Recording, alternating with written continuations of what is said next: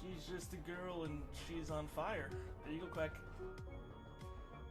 Yay, Quag experimentation time.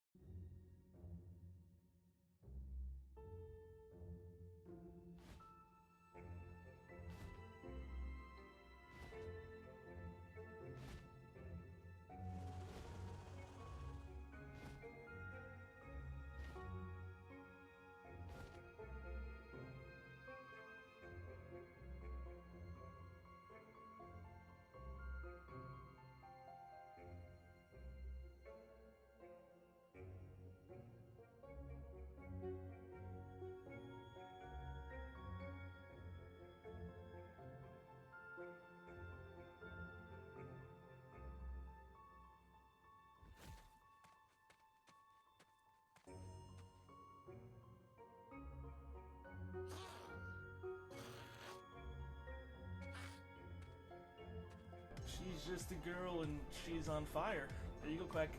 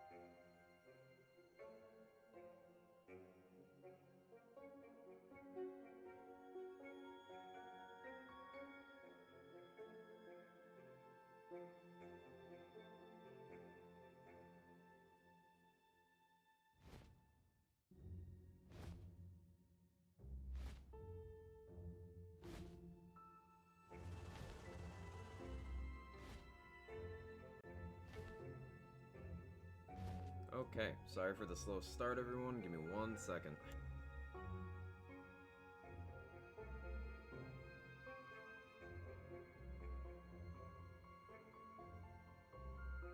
There we go. Never adjusted my mic settings after restarting my PC yesterday. So, the good news is, PC is functioning for now. I am looking into replacement stuff. I just need to get some financials in order, but I know exactly where I'm going through, and a friend helped me out in that department, so that's appreciated. Always go through recommendations and stuff, right, chat? But yeah, PC's quieter today so far. I'm still gonna replace it though.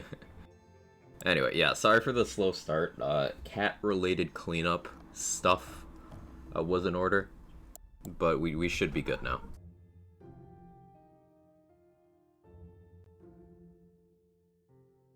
At some point, one or both of them decided that my empty laundry bag really needed to be in the box. So I now don't have a laundry bag, but there was nothing in it, so like I'm not that annoyed. It's just kind of like a thing. Anyway, Brucey, how you doing? David, Stump, Dex, Dark, Pico, Al, Portal Knight, Mr. Adblock, Mahoney, E. Allen Per, Echo can crit. It probably just goes off base, like non-categorized crit chance, like dots, you know, they don't have their own category, so they just go off your base. So the general stuff like Stabbo Feet and Awe increase that. She's just a girl and she's on fire. Hey JC Wannabe, good to see you. Long time. 1 year. Where did the time go? Ooh, resubs. Hey Hazel, how you doing? Envoy, thank you so much for the 21 months and the Prime. I really appreciate it. Thank you. Long time support. Thank you for using your monthly Prime on me. Once again, means the world. Thank you so much. English, thank you for gifting a sub out to Rorix. I really appreciate it. She's on fire. Drell's Hell, good to see you. Rorix, hope you're well. Cheese, I hope the rest of the stream went well. And Silver Raid, thank you so much for the 1 year and the Prime as well with the 5-month streak. I really appreciate it. Thank you. Quandle Dingle, how you doing? Lil Rob, good to see you. Rob himself, thank you for gifting a sub out for the 5th time in the channel. Going to Decipher, thank you so much. Siefra, good to see you. Okay, I'm caught up. At least your laundry bag wasn't decided to be the box. That's a good point, Stump. That is an excellent point. So, you might see my super cursed character that we're using as a bereaver for a while. I've been kind of toying around with stuff. I really want to do Grave Stabbo, because it was mentioned a couple times. Not a lot of people play that combo. And in terms of the Selective Amnesia armor, yeah, Cat, good point. Excellent point. Yep. Yeah, I agree. Yeah, so as Jake was telling you guys, in terms of Selective Amnesia, I think Grave Stabbo might be like the class for that. So we're gonna mess around with it, see what happens. Stabbo's damage formula is kind of scuffed. It's kind of interesting. Here, I'll show you guys what I mean. So...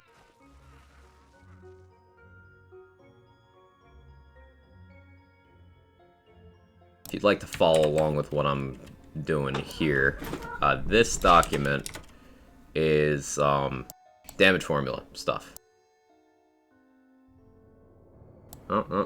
Give me my frames back. So, that's damage formula. Hard work of Sen and CZ and other contributors, but the lion's share was Sen with some assistance by CZ. And I'll put it up on screen as well.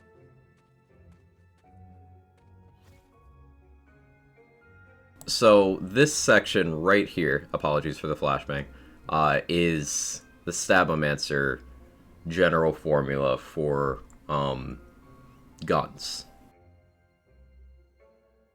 So, if you look at the color-coded green section, that's the third colored shaded section. So the first one is gun card damage, that's by itself. And then you've got arsenal, armor, gun damage, all the gun damage stuff. Then the green category, that's the all damage category. Google Doc Dark Mode 1. Tell me how to do it and I'll do it. Scroll of Wisdom. I just don't know where that button is. Or if it exists. Sorry, I didn't mean to yell. You're good. You're good. I don't like flashbanging myself either. I'm not looking directly myself. So this green section, that's where Amulet all damage, Armor all damage, Blank Slate, Sigil spells, Swift Death, 1000 Cuts, Action Skill Start damage dealt, Spell Cast damage dealt, below 50% damage dealt, and Selective Amnesia. All of those boosts are in one category. Means they're additive with each other, and they don't multiply, which is not great for final results for math stuff. Yo, Eternal Dragon, thank you so much for the raid. I appreciate it. How's stream go? What'd you get up to?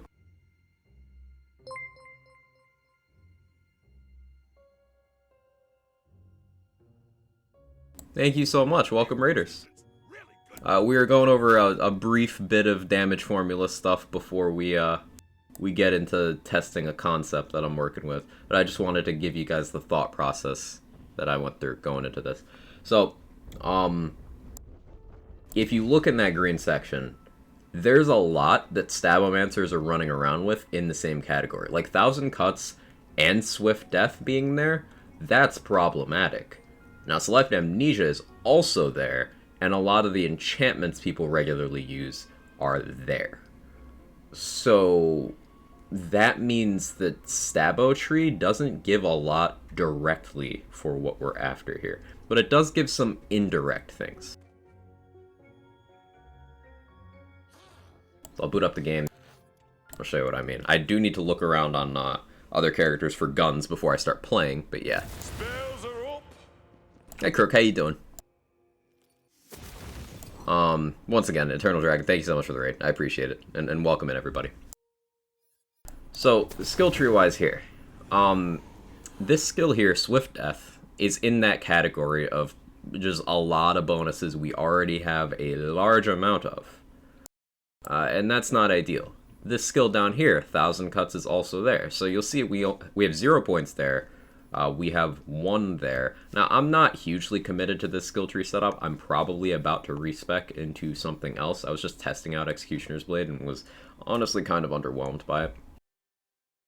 So there's going to be a lot of science and experimentation with this. But this is one of the reasons why I think it's important to put in context some of these skill tree evaluations that people do. Like, you see generalizations like, oh yeah, Clawbringer bad, and oh yeah, Stabomancer good.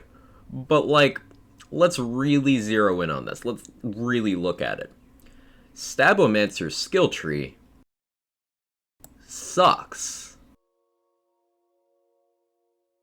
At least in terms of when you add gear into the equation, when you add other skill trees into the equation.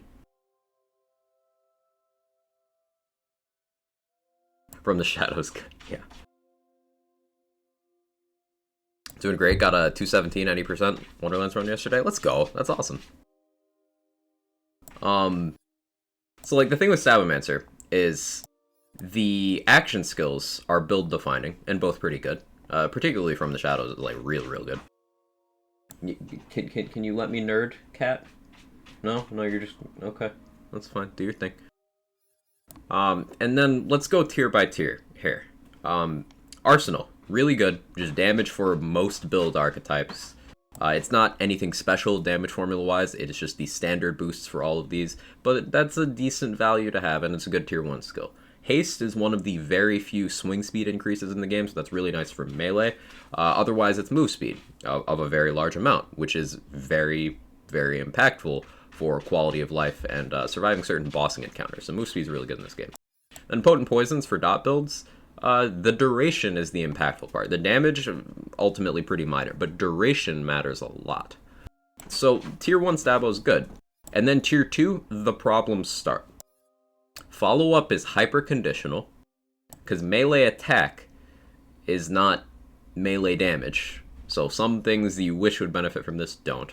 Now, I don't think that necessarily needs to be changed, but this is the kind of thing that compounds the farther down the tree you get. Swift Death is the first instance of this skill is a lot worse than it seems like it is.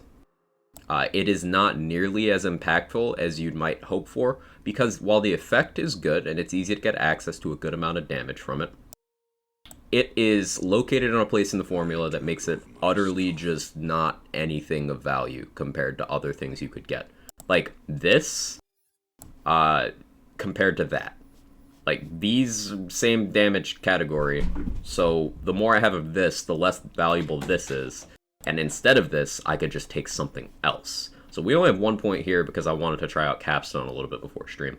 Otherwise, this skill is a skip on most Stabo setups if you have enough investment in your other tree, and if your gear's good. Swift Death is not Zane, it's not. It's actually pretty minor. I like Claw Stabo, it's my best build, never spec also, I didn't get nerfed. Well, not every setup that used Awe got nerfed. Also, if you are not specking Awe, you are just nerfing yourself. At least get it on armor, it's that good. Unless you're doing like alchemical stuff, then yeah, you could justify not going down to Awe, but like, Awe is still a good skill. It's just some applications of it got a little weirder. Anyway, Exploit Their Weakness. Really, really good skill. Now this kind of flips everything I've been saying on its head. This is one of those skills that, like, every class kind of wants. Because formula-wise, this goes in a good place. Exploit Their Weaknesses is very good. And it's also kind of... Kat, you were very active today. It's also kind of deceptive in... it's easier to get the effects of this than it says. It says, per unique status effect. That doesn't mean different elements. That just means different application of a dot. So you can stack up the same dot a bunch of times. It won't be multiple dots ticking at once, but you could just apply the dot a bunch, and you'll keep getting extra stacks of Exploit Their Weakness, up to the cap of 5. So you could just use one element and still get full benefit of this skill. It's very good. Nimble Fingers is nice if you are using specific things such as a Hammer Throw from Clawbringer, a Ghost Blade from this class, a Capstone from this class, because then that allows you to get the fire rate and spell bonus without deviating from your normal gameplay loop. That's cool, but otherwise it's like true melee Spellblade stuff, and limited applications. So like it's starting to get harder to justify points as we go down this tree. Elusive is good. It's a good one-pointer. That's fine. Sneak Attack is actually terrible, because this crit damage is additive with your strength crit damage. So this crit damage here, Sneak Attack just adds to that. So 1 skill point for like 2 points worth of strength is extremely low value, especially for tier 4. I only have a point in this because of my armor, but Sneak Attack is like bad.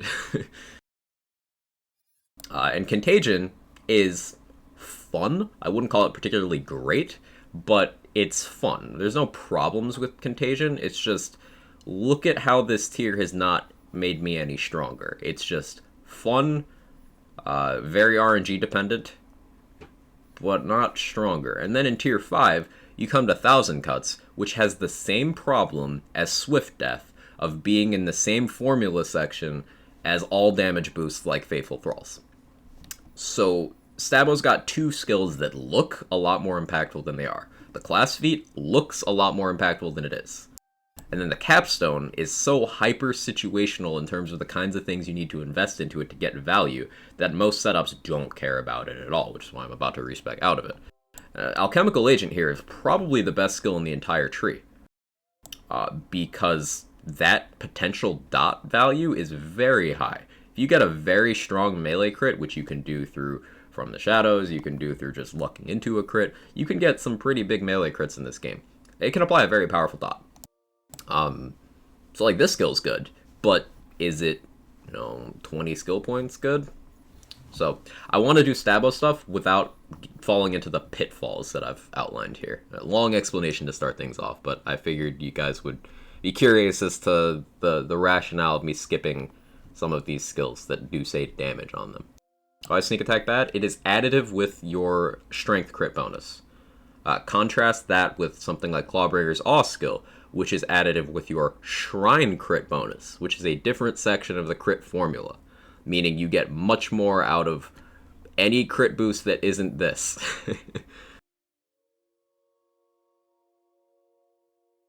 Is it particularly good to stack Exploit their Weakness with Wrath of Nature? Both are just some of the highest damage skills in the game, not a shpee, and they're not really in categories with other things, so both good skills. They don't necessarily do anything special together, but they're both good, so it's not a misstep to do so. Okay, so I want to hit the respec button real quick, but first, before we actually play this, I do need to go through some of my other saves and, pilfer some items, because I don't really have guns. This character was back in the age of liquid cooling, so I'm still experimenting. Liquid cooling's good on this build. I just run out of ammo. So we're gonna go Stabo. I think I do want to go to Graveborn Capstone for consistency in Dark Hydras. I think. Although there's potentially a case for us going to Blast Gas, but then again, this tier in Stabo doesn't really do anything for us. We're not going to be doing a lot of melee crits without having Executioner's Blade. So, yeah, we'll start with the Grave side. Got here why Graveborn instead of Berserker for more speed. Because Selective Amnesia is just one part of our formula, and Graveborn allows us to keep Selective Amnesia on with Reaper Bones. Distant Age last week, hey Samantha Vest, how you doing? Spaghetti's back? No, there's no spaghetti, just math. Just math. No, thanks for the explanation. I was looking at the formula yesterday for Stabo and kind of scratching my head trying to figure out how to respec. Yeah, Stabo's just like... its formula kind of sucks. It's so weird. But the action skills for Stabo are really, really good, and Alchemical Agent is really, really good, and Exploit for Weaknesses is pretty good. So, like, it's got good things in here, it's just they're so scattered. Whereas, if you look at, say, a Clawbringer tree, where first two tiers are like, oh, wow, this is great. And then the last two tiers are like, oh, I mean, okay. But then the middle, you're like, what happened? Who are you? Take me back to one of those people. Stabo kind of does that every other tier. It's like, oh, this tier is good. This tier, I mean, you're trying. This tier, okay, what happened? This tier, okay, something really went wrong. This tier, like, I mean, you're good, but who are you? And then this tier, it's just like a head scratcher. Like, it's good or it's terrible. There's no in between for Executioner's Blade. Anyway.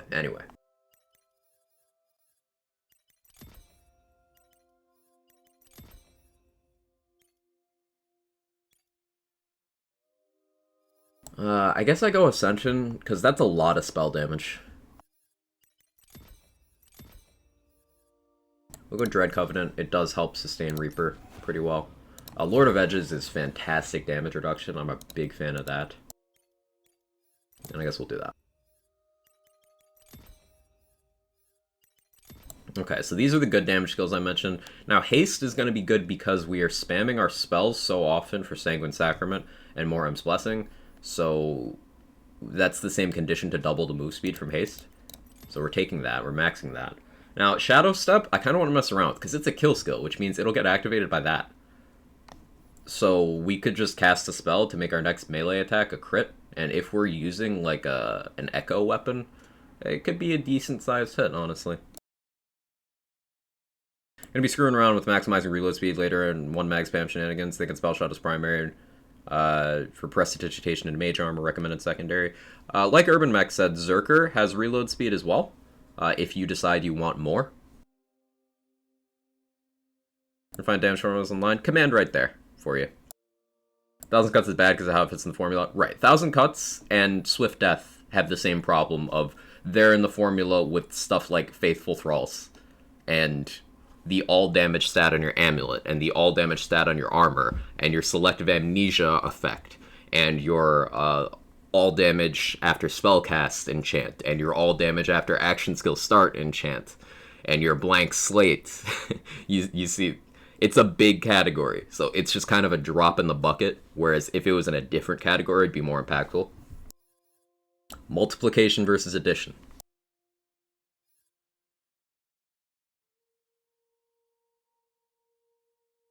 Dank slate. So we have 7 skill points left. What's the point we could get down to? We could get elusive, which would be good for this setup. Potent poisons, I'm kind of torn, because increasing status effect duration would mean that the uptime of our amnesia effect would go up outside of Reaper. But increasing our amnesia effect uptime means that when Reaper ends, we no longer have it perfectly line up to where we stop taking damage once our action skill's over. Also, it would drain our Reaper faster if we take dot damage increases, so maybe I avoid that for now. Now, the thing with building around Selective Amnesia is that the self-damage does get our formula. So I don't want to put too much in, say, fire boosts or global boosts, because that'll make me die faster, too. Is this the Tanjiro skin? I've heard that a lot, the BFG. Just a happy accident.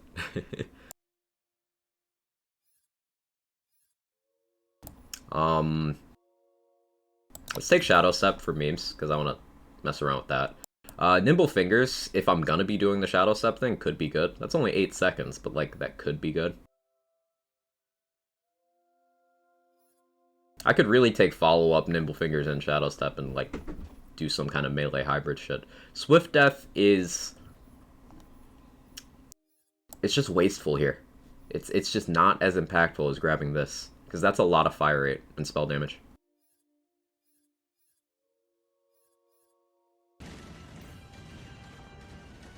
Yo, Bluck! Holy shit, thank you so much.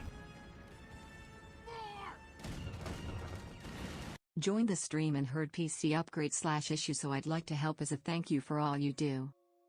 Thank you so much, that's so kind of you. Thank you. Thank you so much. I really appreciate that. Yeah, don't... well-timed frame drops as I said that. That's a combination of ISP and, this thing. Shitting out. But yeah, I do have, plans to upgrade as soon as I can, sort some, financial stuff out. I'm in a position where I can do it. In no small part due to the support of people like you. So thank you so much. It really goes a long way. Thank you.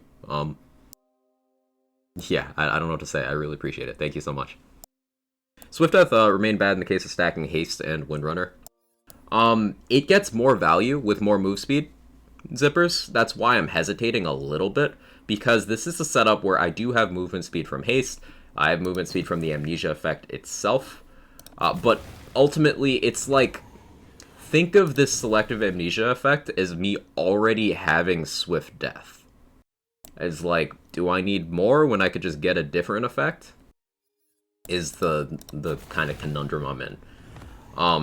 Because more fire rate acts as kind of a multiplier for your DPS. Like, you're shooting more instances of damage in a window with more fire rate.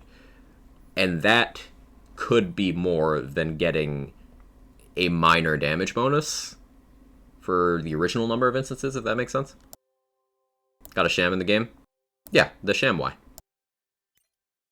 So I'm going to go with Nimble Fingers for now, but we'll probably continue experimenting. Elusive is a no-brainer. We're definitely taking that.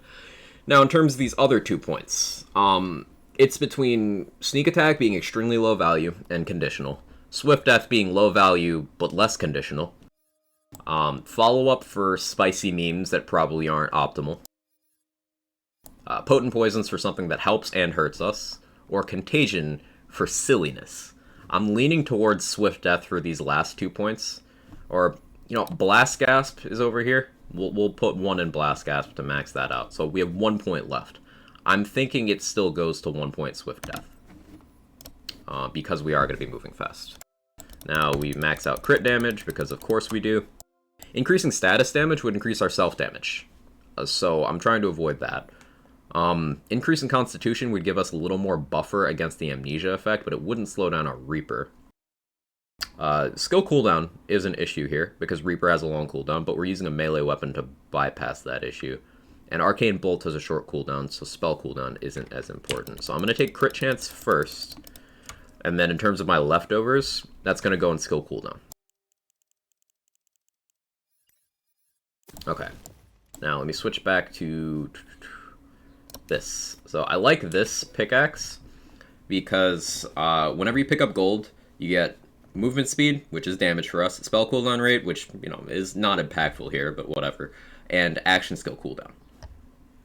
And that'll stack up to 5 times, so it's 30% action skill cooldown at full stacks. And we've got an Ancient Hilt, so we get another 5% flat of our action skills remaining cooldown back, or action skills total cooldown, I should say, back every hit.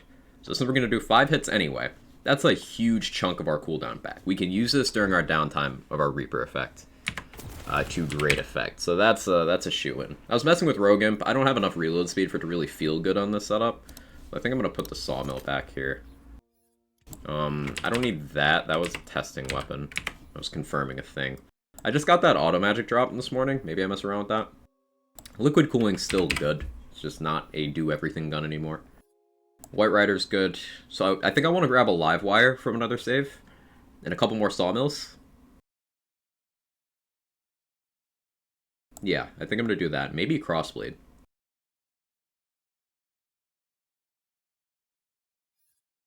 Okay. And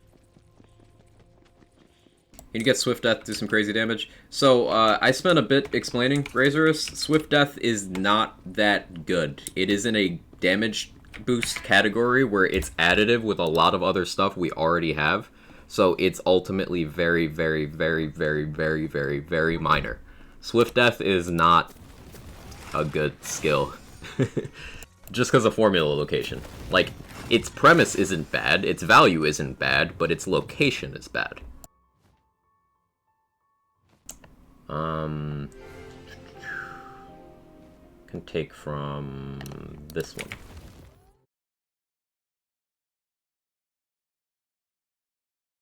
Spicy memes probably aren't optimal. yeah, Hazel. You get me. You get me.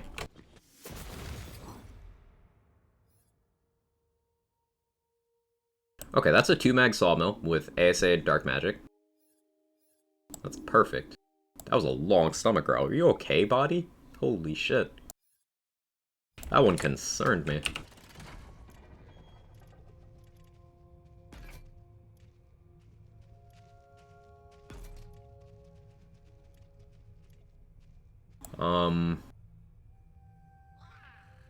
Put that one away as well. Hey, Casmataz, how you doing? Saw Patch Notes rip Awe is fine. It's... Remember, the damage of Awe didn't change. It's just the chance. And if you're a gun build, you were already bypassing chance by hitting crit spots anyway. So only a subset of Claw builds were truly affected by the Awe change. Now, I think it's a quality of life hit, but it's not a dead skill. It's still a good skill. It's just much lower value in comparison to other tier 5 stuff. But it's still better than Stabo tier 5, if we're being honest. So now we could do a last gasp for fire rate and ammo regen. That could be fun. But keeping that broken would be kind of difficult.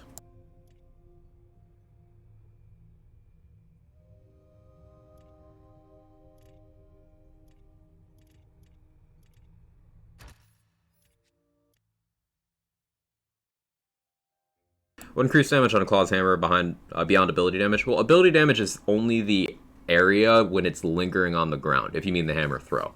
If you mean the other hammer attack, the Nova is ability damage, but the actual hammer hit itself is melee, so that can increase that. Also, elemental boosts. Also, all damage boosts.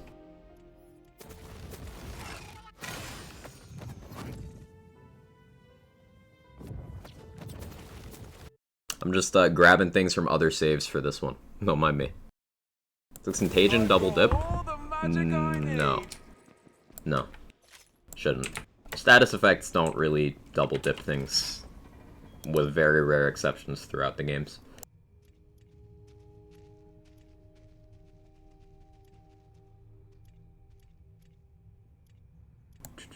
What was I gonna do? There was a specific thing I was coming to the save for, and I already forgot. I have terrible memory. Nope, it's already gone. Already don't remember. Was it one of those twisters? Might have been a twister.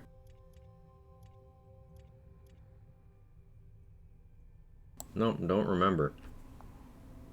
Put that encapsulator away though. Those are good.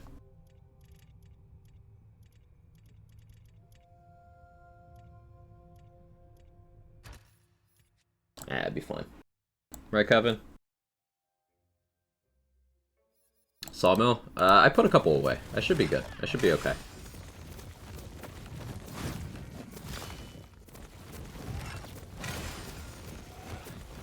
I should be okay.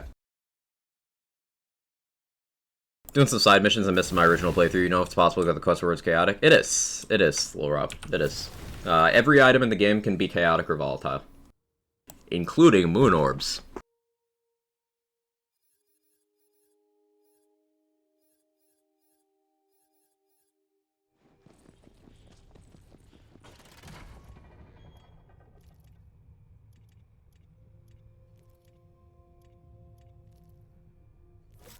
Okay, there's a live wire.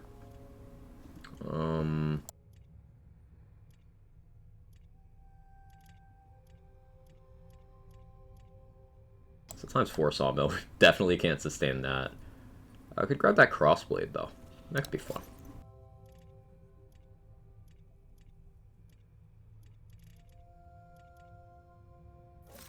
There's that sawmill. Hi Kevin, what are you doing?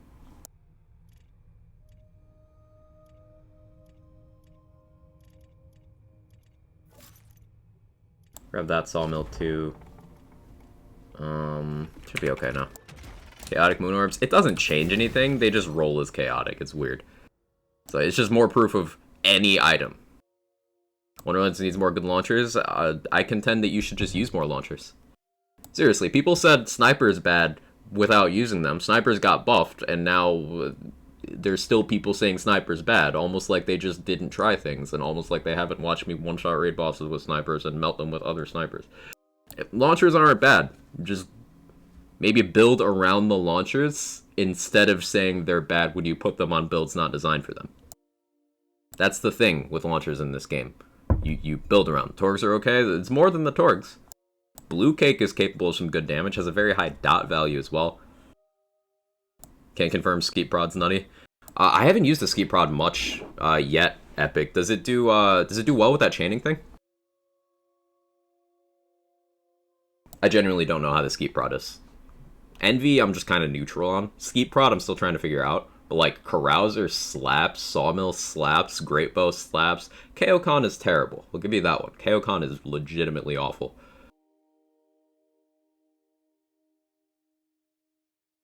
Hey Deep Zombie, how you doing? Found a useful underbarrel for the sawmill. There's no reason to waste your ammo when you could just shoot the sawmill. Shooting the sawmill is just better.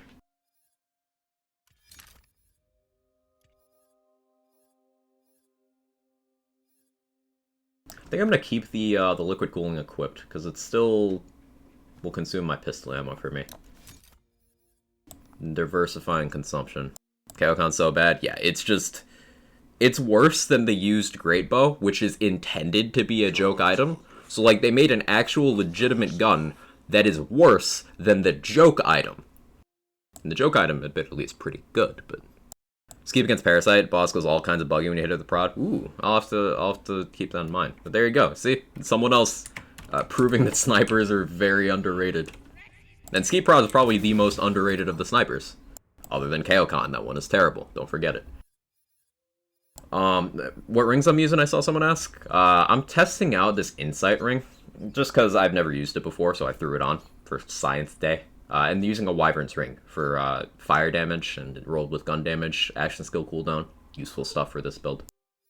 There's a lot of science going on today.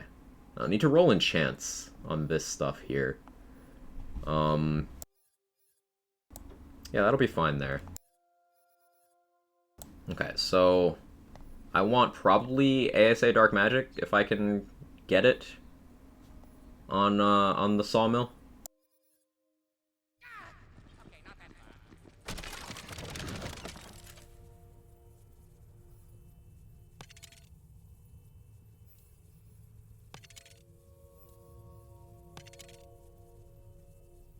That's not bad.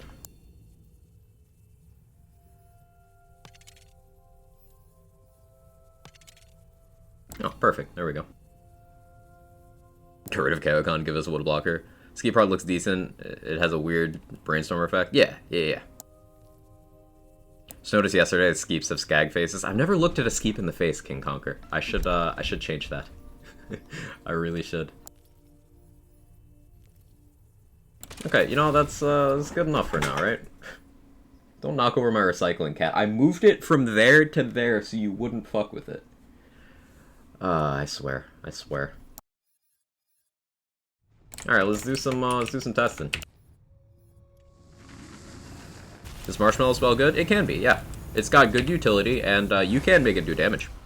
I thought of using Insight for a build. Maybe you could shed some insight on this. On paper, it sounds good until you remember the boost to all damage will only affect the non-crit damage, right? Assuming that's correct, is the trade-off going to be worth? Insight's one of those things that's got to be looked into in terms of what it's actually doing, because as we all know with the Spellblade, sometimes these descriptions don't tell you the way it actually calculates. They'll give you a gist of, like, the ideology of the item, but they won't tell you how it goes about it. So what I mean by that for the Spellblade, this is relevant. We'll get into this. Hang on. Let me find a Spellblade. There's a Spellblade. So Spellblade says melee attacks deal spell damage instead of melee damage. Half of that is a lie. Half of that is a half-truth.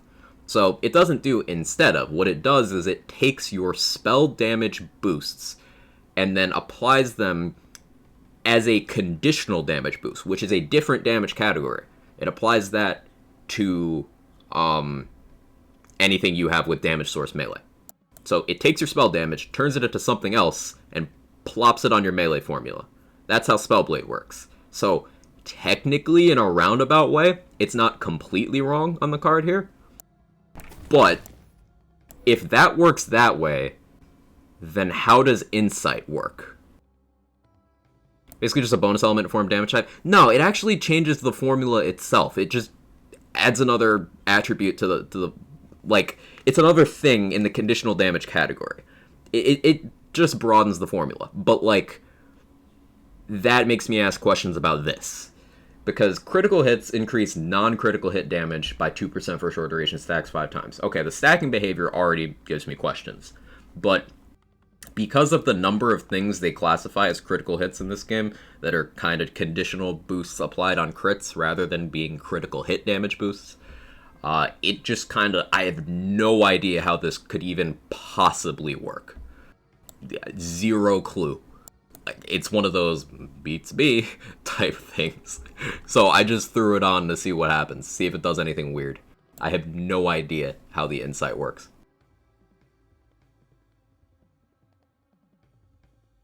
Let me know if you figure anything out, Epic, because this is a weird one. This one could be a bonus element for all we know.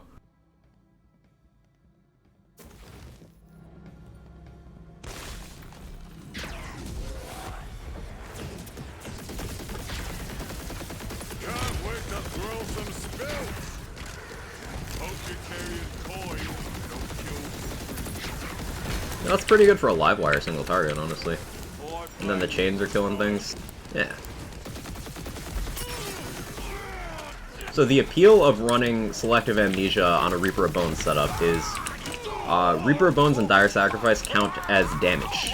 Even them just removing your health for their effects, it counts as damage. Which means Reaper of Bones is constantly damaging you, which gives you full uptime on Amnesia. And that's a move speed bonus and a damage increase, and also helps keep your ward broken if you have me running a mood ring or anything like that.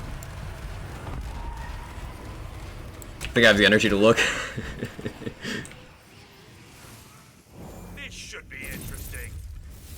We need to make a bonus element alignment chart meme. Yeah, you've got, Bad Egg, which is lawful good, and then you've got, Body Rune, true neutral. And then if you're including bonus elements, yeah, let's use bonus elements from this game. Buffmeister's Chaotic Evil. If you go bonus elements from previous games, Fire in the Skag then is Chaotic Evil.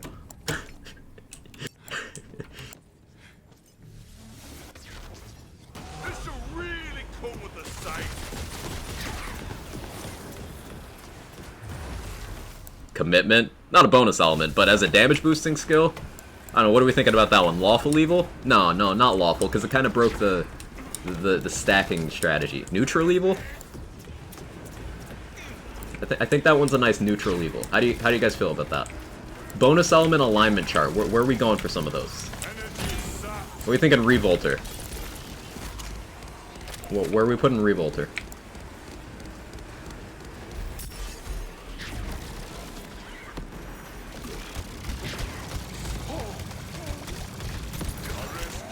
That wasn't bad for dual beam White Rider. Evil. Chaotic good, it was still gun damage. Let's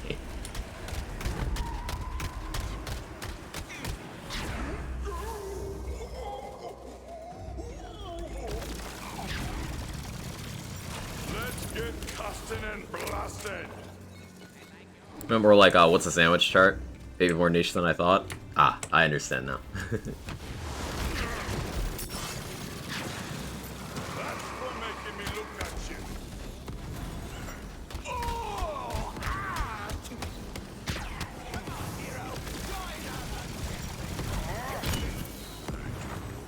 Thanks, Skeep.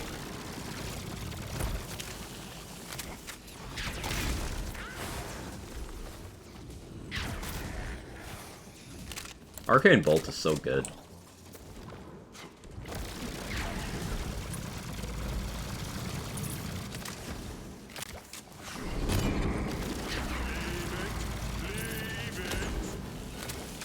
I'm trying to save my Reaper, but there's density now, so...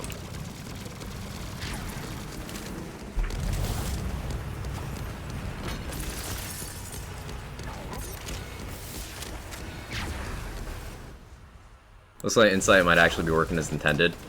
Game won't allow the buff to apply to any form of crit. Interesting. I suppose that makes it pretty good for things that can't crit. Like Blast Gasp, for example.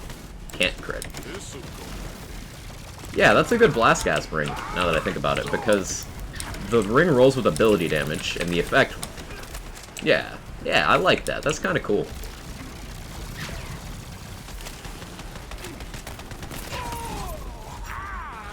Maybe not optimal, but it's flavorful.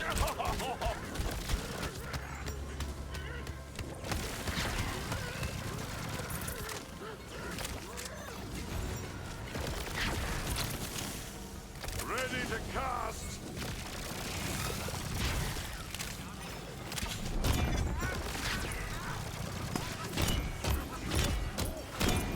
And just bonk an enemy for a bit to get your action skill back. It's such a good feeling. Energy's empty.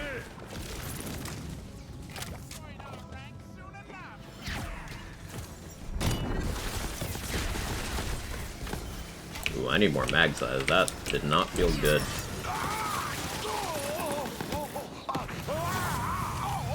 I suppose I don't have all my myth rank mag size. That'll help a little, right? Start my pistols only player. Nice. Because Blast Gas needed more damage formula. Well, it's not more, it's just...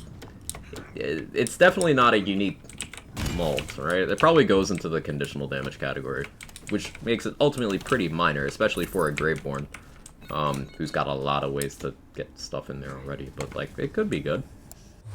Worth investigating, at least.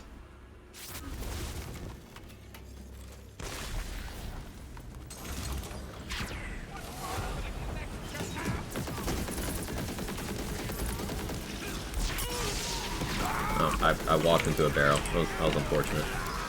Rip action skill. We'll just bonk for a bit, get it back up.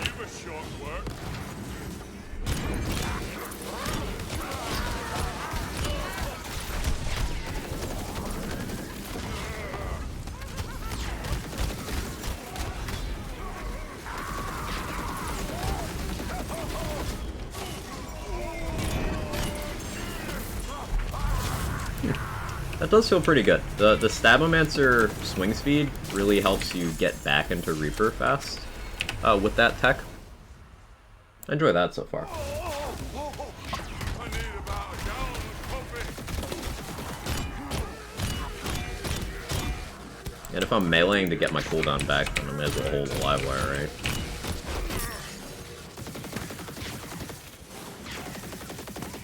Well done, me lovely.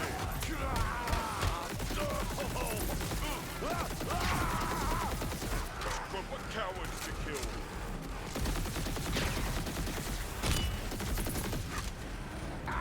Yeah, I gotta remember to get that fire rate from melee. That's big DPS.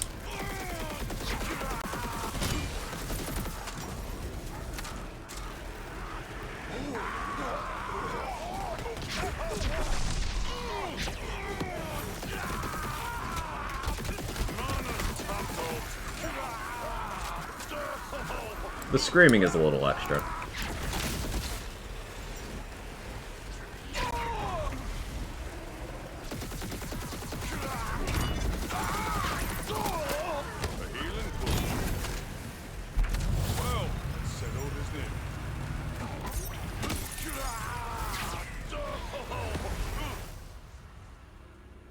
Use a spell shot for it. Spell shot with guns in general. That's gonna be a safe bet.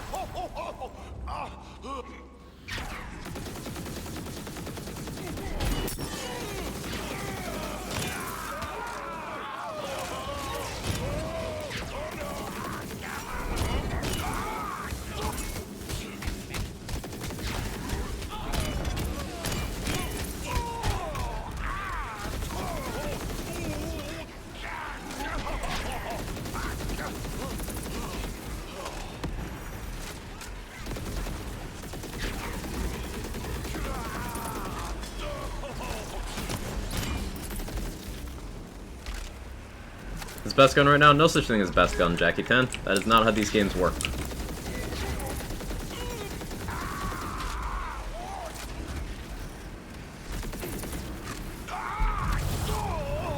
Because you could have a gun that does a million card damage per shot, but it'll have some situation where it is not the best gun. For example, Crossblade is one of my favorite guns. It does really good damage, really good synergy with a lot of skills. It's got the range of a, I don't know, I'm a skinny guy, I can't throw things too far. The range of me throwing a heavy object. So, it's good until it's not. Guns have a lot of identity in this game. They'll have situations where they're great, situations where they're not. For example, a bit earlier, Epic was talking about the Skeet Prod. Really good against Parasite because of how that enemy works. Really good in mobbing because of the chaining effect. But if you were to pull out a Skeet Prod against one single enemy, you might be underwhelmed, and that's probably why people have labeled it underwhelming. Because they're not using the item in the correct situation. It's always situational. Even for good items.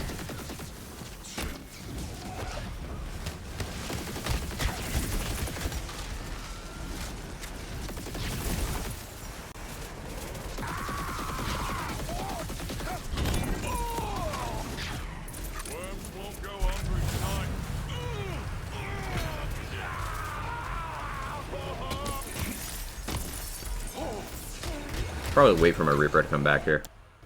Skip prod chains? Exactly. You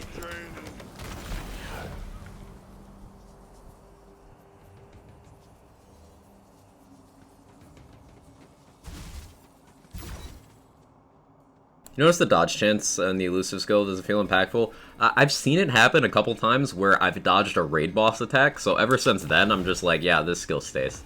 Also, because this is a movement speed based build, it is sometimes advantageous to be able to shoot while sprinting. So because it does so many things at once for one skill point, compared to anything else I could take at this point, it's still worthwhile. Based on the teaser video before launch, do you see the DLC being Chaos Chamber like within each mirror? What do you mean, African Cat? What are you referring to? DLC is 26th? 21st. 21st.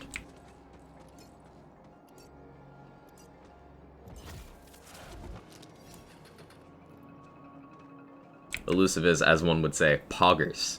True. Elusive hasn't been tested by knowledge and seems like it might be hard to test really. I've been told it's a new attribute. So that's interesting. 2 days already? Yeah. What are we gonna use against Banshee?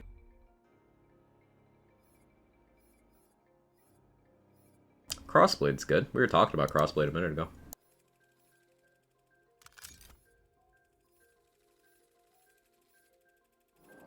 Use Crossblade. 21st on Epic Store says 25th. I might have misspoke.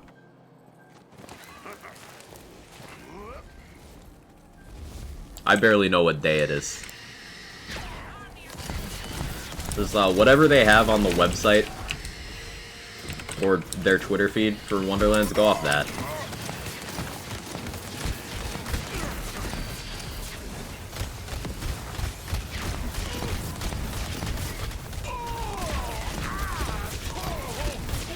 Crossblade do be slapping. Got no juice. I've got all the magic I need. Yeah, I just tanked 2 Banshee hits.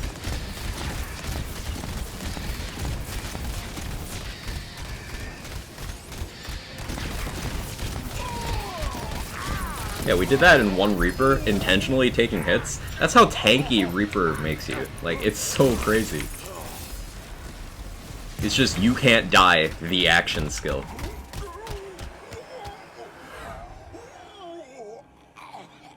It's an extra charge marshmallow. That's funny.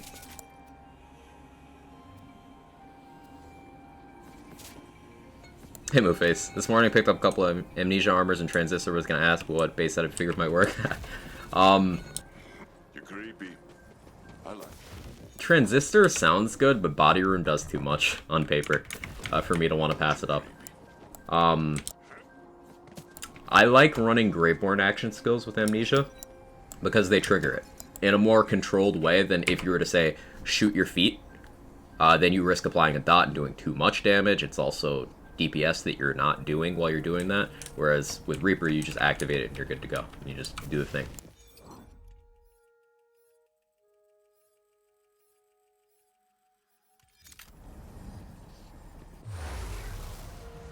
Praying we get a roadmap. That'd be nice, Con Man. That'd be nice.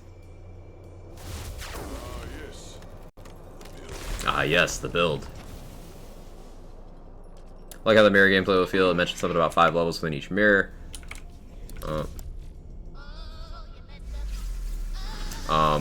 Making it seem as if it could be Chaos Chamber-like with the floor-based grind every year. I don't know if I'm misunderstanding. That's why I'm asking how you think it'll play out. I'm optimistic about it as well, Driver and Cat. I think we're on the same page.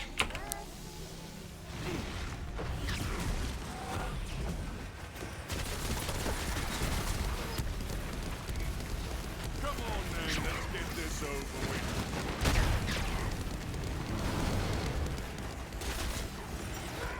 Spells are up. Another notch.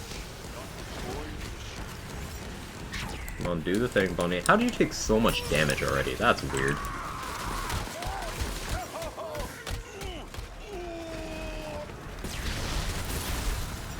This build does damage.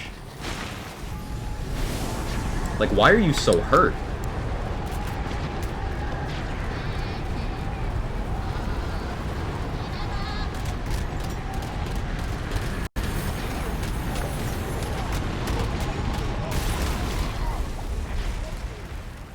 I swear I didn't do that much.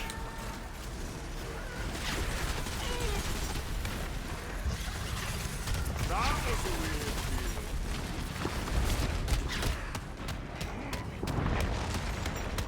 Can I do this?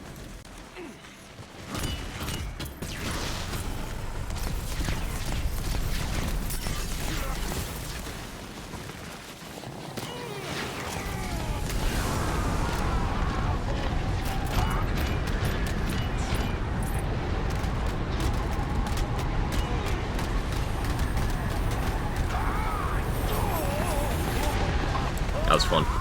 Sniper's that's the sawmill time I got back. One of the highest DPS weapons in the entire game. Absolutely shreds.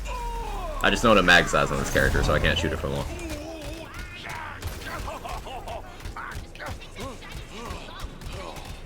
I really want to finds it ironic getting an ad for Wonderlands on a Wonderlands stream. got an ad, Decipher? You got gifted a sub. How'd you get an ad?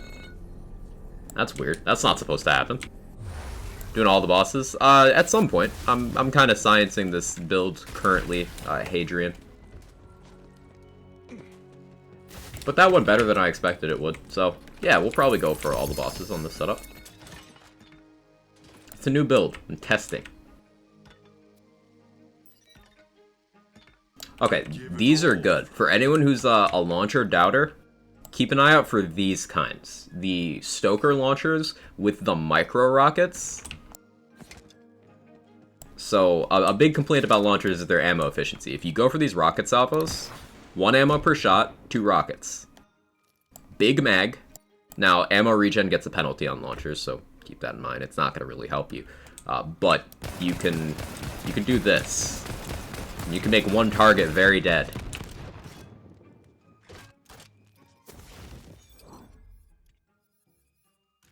I'm keeping that.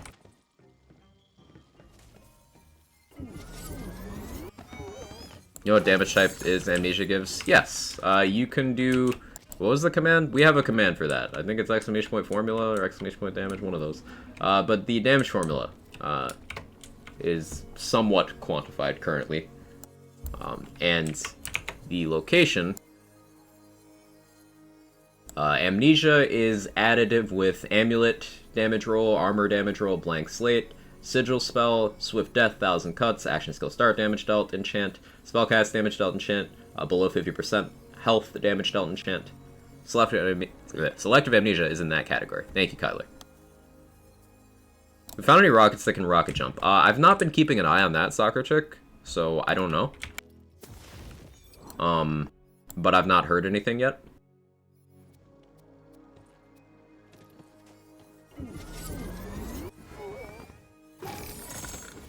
Corporate greed is real.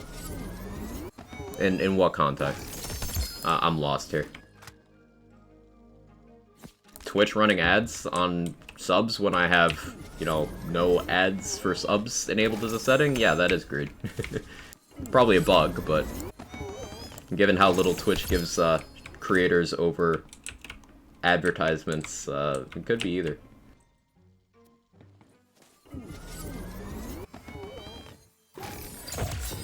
Low-level Torg sticky launchers. Ooh. Also, high CC.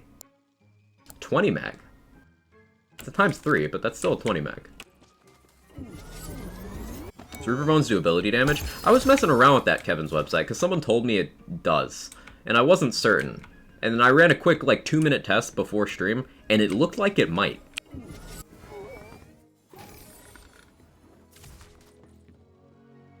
I could do a more controlled test, but, like... That's what I have this ring for. Here, let's test that out. Let's science that out. Spell slots are ready. Let me put some stuff away in my bank first. Dark magic, damage, Greatborn power, mag size. I do want more mag size.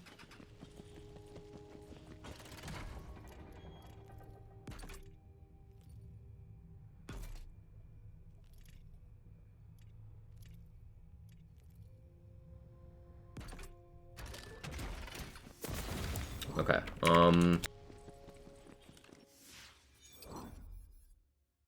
let's test it. I think I've been lurking the whole time and forgot to say hi, but hi Pup-T, good to see you.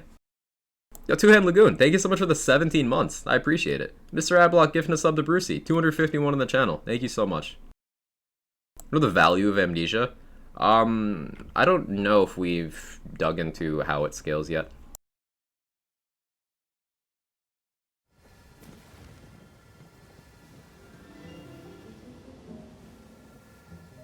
I don't know if we've gone into that.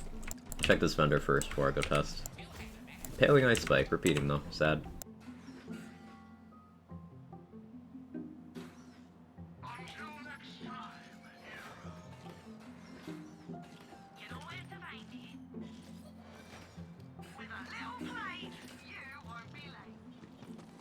She's just a girl and she's on fire. Here's the late alert. Alright, let's see. So I'm gonna need to respec for clean test. She's just a girl and fire. There you go, Quack.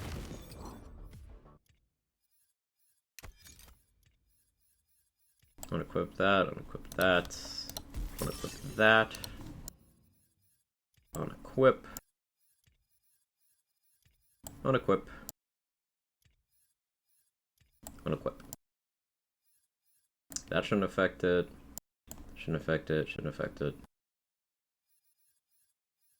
Go with something that shoots in as boring a manner as possible.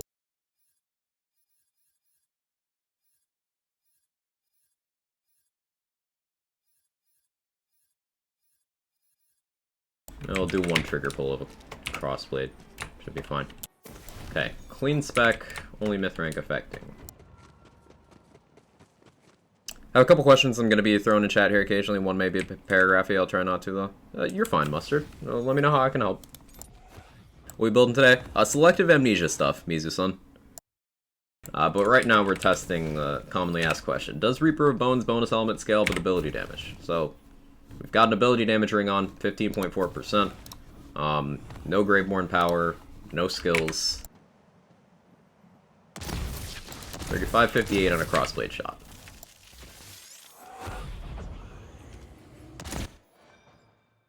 It looks like a 512 on the bonus element. Alright, 512. Confirm. 512. Now we unequip that. I guess I'll just drop on the fucking ground because it's full inventory. 512. Doesn't scale up. Good science. So ability damage does not affect Reaper Bones. There you go. That's how you do a clean test.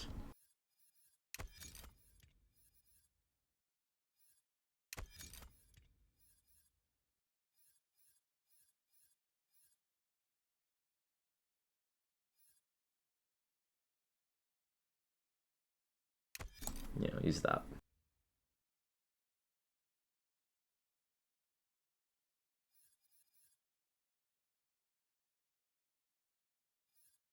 My gun damage dropped though. Did it? No, I didn't see that. Graveborn power does that? Yeah, Graveborn power is specifically... See? Reaper of Bones bonus dark magic damage. Increases the element there. I mean, this is still on. We can reconfirm if there's doubters.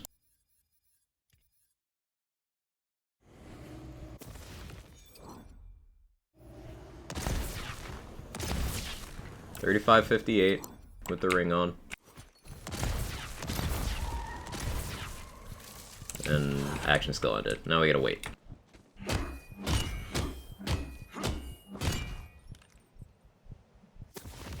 We'll retest, just to be absolutely certain.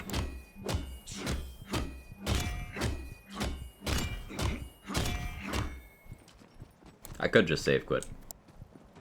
No, it's fine, I'm seeing things. What number you say there, 35.56? Yeah, it was 35.58. So, yeah, we confirm. We're fine. We don't need to go back to that. I'll keep that ring around for testing, though. That's useful.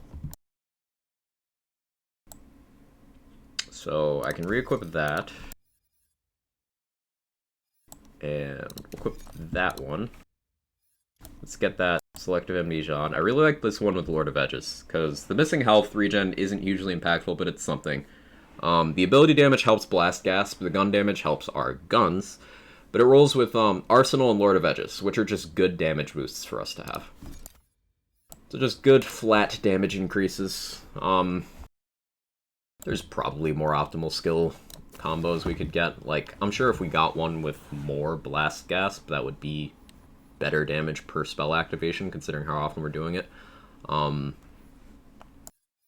Maybe even whatever combination gives us Dark Pact would be good here. And then I'm sure a combination with more Faithful Thralls would be good as well, but I'm good with this for now. Lord of Edges gives DR, which is nice to have. An idea for our funny build? Diggy diggy hole. Sneak attack OP. Sneak attacks. Painful. Painful. Alright, let's re-equip all our gear. What was I using over here? It was a Skeep, right? Dark Magic Graveborn Skeep. Yeah, there it is. Okay, skill tree wise.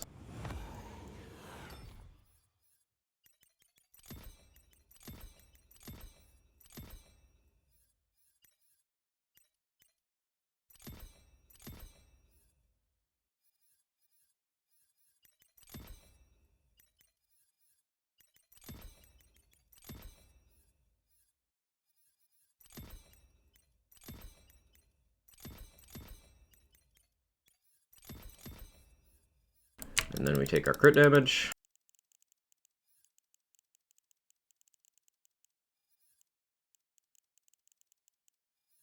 Honestly, we could probably dump some crit chance for some skill cooldown. Realistically. But I won't. This game makes you so tanky. Love the balance you get of damage and survivability. Right. It's just helpful in a lot of situations. Speaking of, hi Skeep. Good timing. Okay. So we tested and confirmed that. How much do backpack SDUs cost? Because I think I need another one. It's gonna be the pickaxe and character with the dwarvish head shape and hide slider set as low as it can go. Ah.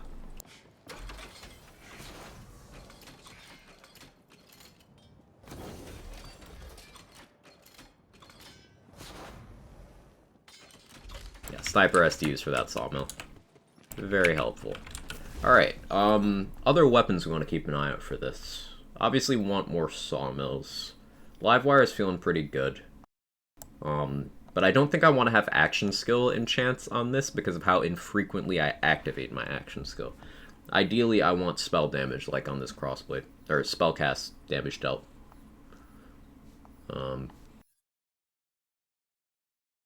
Yeah, I think that's a better play for me. Honestly, avoiding global elemental boosts like this might be in my best interest because this elemental boost increases Selective Amnesia's impact on me. And I don't necessarily want that. I think a gun damage boost here might work out better.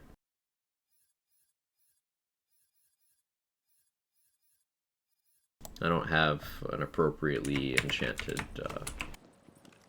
Let's go check the bank.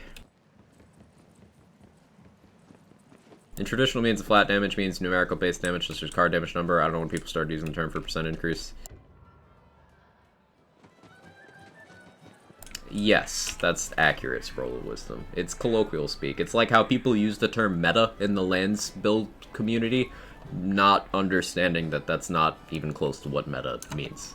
Like, people say things like, oh yeah, using a redistributor in Seeing Dead on Zane in Borderlands 3 was meta. No, it was popular. Difference.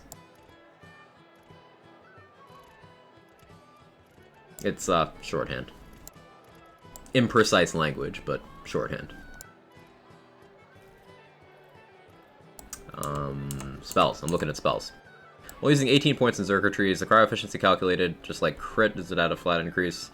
Is it better to take Icebreaker instead? Is Icebreaker better overall? Well, so Icebreaker is just going to be more damage for you. The efficiency skill doesn't necessarily increase your damage unless you are full freezing an enemy, at which point they will take more from melee. It gives move speed, which is nice, but if you had to choose between those skills, I'd say Icebreaker. Now, ideally, I would say take both of them, if you can.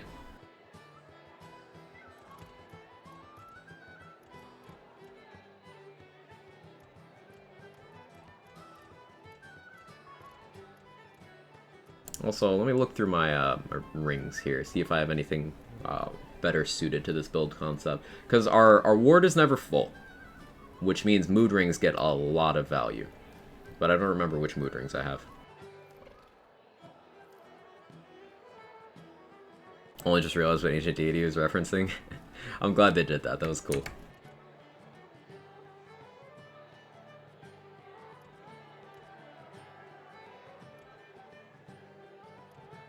Cooldown rate here is nice, but the duration is wasted.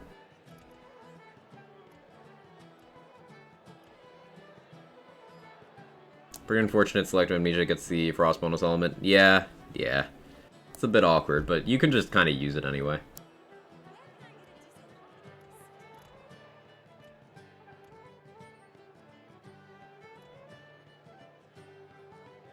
Shotgun reload speed? Tempting, but the dark magic efficiency is good, though. I don't think that's just better than what I have currently.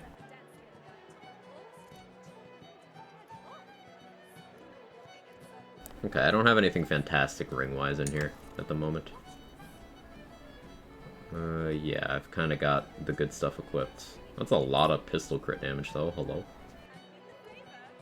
Use that on a Deathless build? That sounds fun.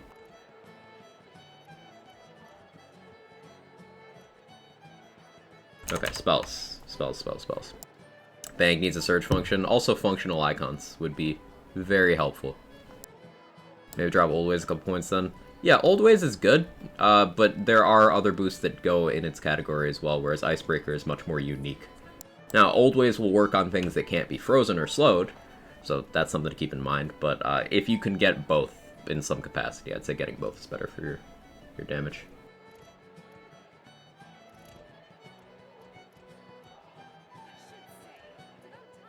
Looking for an Arcane Bolt with a gun damage enchant, if I have one. Ah, like that one. But it doesn't have extra charge. I'm being picky. Moving goalposts. I want extra charge, gun damage. Like that one. Like that one. That is the exact one. Beautiful. Okay. So, having a gun damage enchant instead of an elemental damage enchant here means we lose some damage on our Blast Gasp and stuff, but it also makes our Selective Amnesia a little less potent against us, which does give us a little more Reaper uptime. So, less damage to do more damage. But that does put us in a position where we need to reroll that now.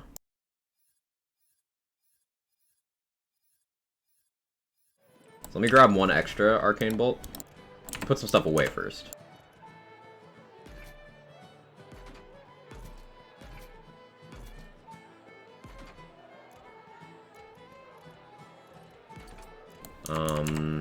Where's the rest of my Arcane Bolts?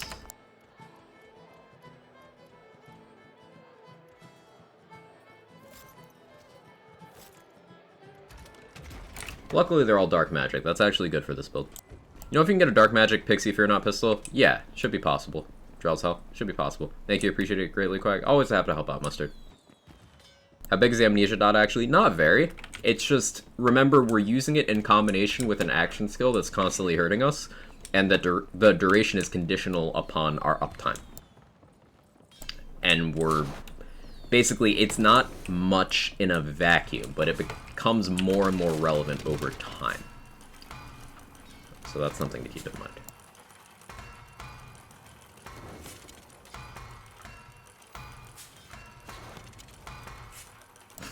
Back to that one again.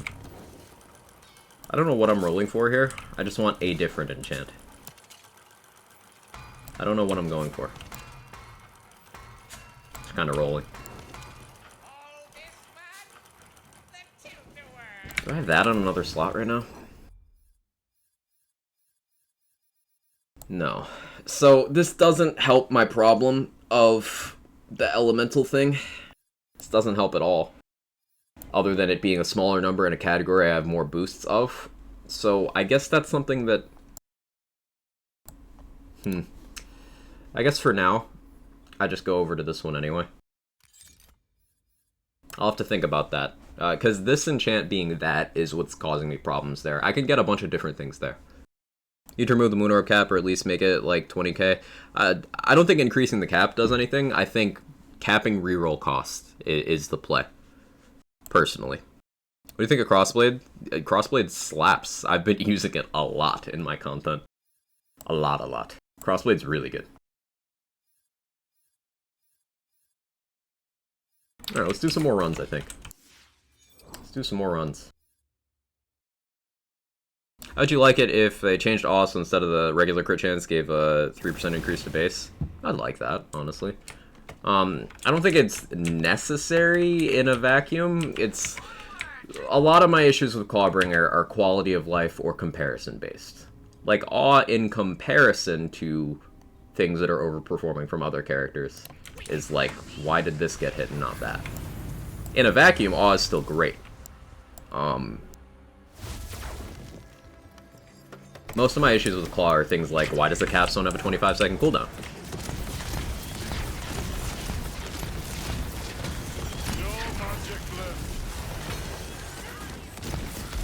Crossblade slapping cheeks. Now that barrel slapped my cheeks, but Reaper of Bones said, nah, he's good.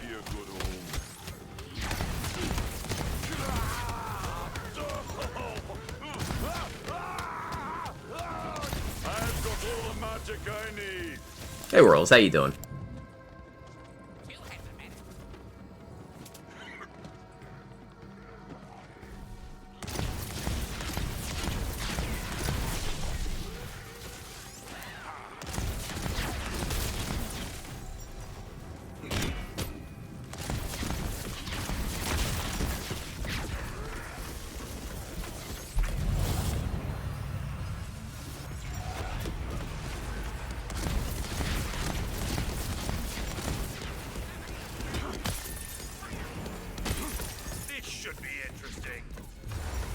Pretty good. How are you today? Can't complain too much. Just vibing. Now learn the consecutive hits melee chance better than I thought thanks to Formula Doc. Yeah, it's very confusing how melee and gun damage in particular have so many, like, sub-variants. Like, one thing that says melee damage might do something completely different from another thing that says melee damage.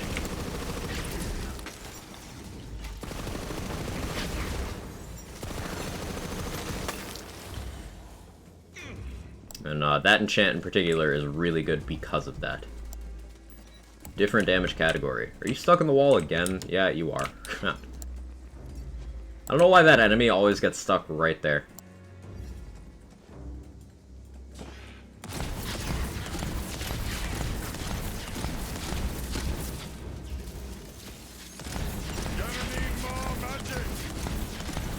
Oh, well, you got lost again. I don't know, can't see him now. Hovering your power could reduce cooldowns or whatever, honestly just lower your cooldown manually. Yeah, like, I get that the concept of a Storm Smite on every hammer throw or every barrage sounds scary. Like, I truly do get that, so just don't make it that low. Like, there's a pretty big workable area between no cooldown and 25-second cooldown. Like, you could, I don't know, 10-second cooldown. That means if you retract the hammer as fast as you possibly can without any cooldown bonuses, that is every other hammer throw. That seems fair.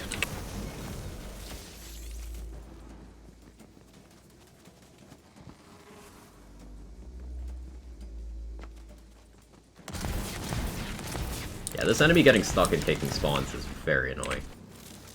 I have to wait.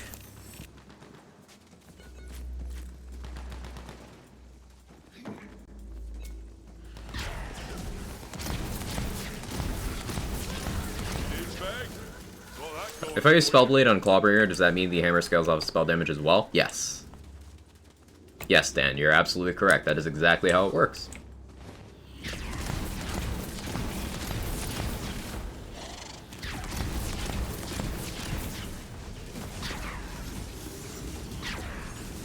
Energy sapped. Come on then, let's get this over with.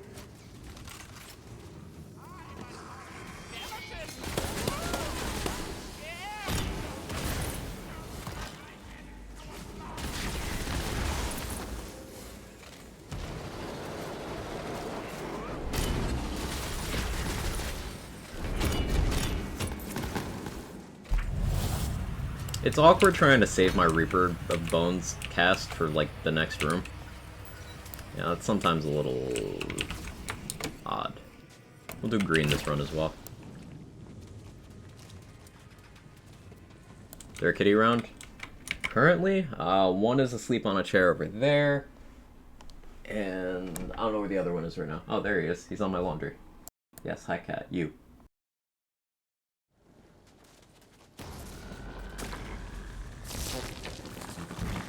I also have a problem with sliding in the Mimic Magic feature on Undying while running Deathless. Yeah, Stump, the purple goop it goes straight to your health. So if you're running Deathless, even touching that momentarily will down you. So just be very careful if you're running a Deathless on that map or around that thing. Kevin, come here. Worlds wants me to pet you. Kevin.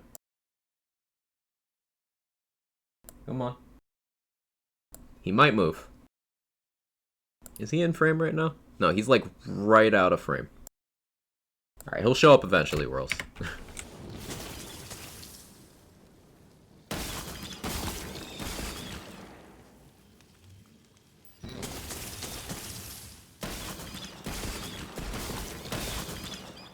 No problem in how they could be, yeah.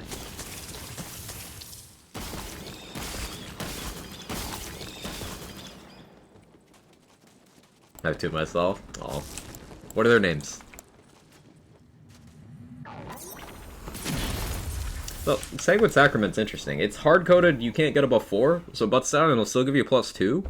So I suppose, technically speaking, it's optimal to take 2 Sanguine Sacrament instead of 3, so that you don't waste a point from Butt Stallion. Technically. Arya and Hope. Oh, that's cute. Hey Viper, I have one last question for you. How you doing today? You hydrated? Yes. Actually, I'm not hydrated, but I'm doing okay.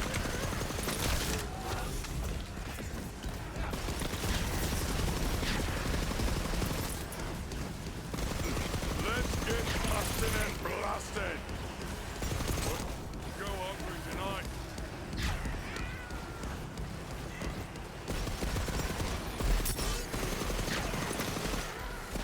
Energy's empty.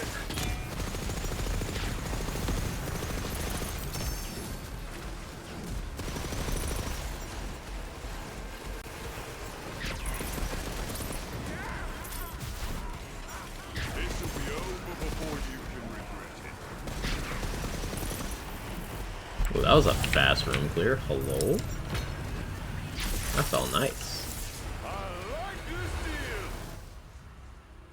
For those of you who are Bone Carver, I don't think I've really seen anyone run that. That's why I'm doing it today. How you like it? It feels nice so far. Very run and gun. It fits well with this armor effect that I'm building around. Because Sabo's giving me a lot of move speed and fire rate is the main thing. Also, the crit chance does help a little bit with sustaining effects like liquid cooling. Can be nice.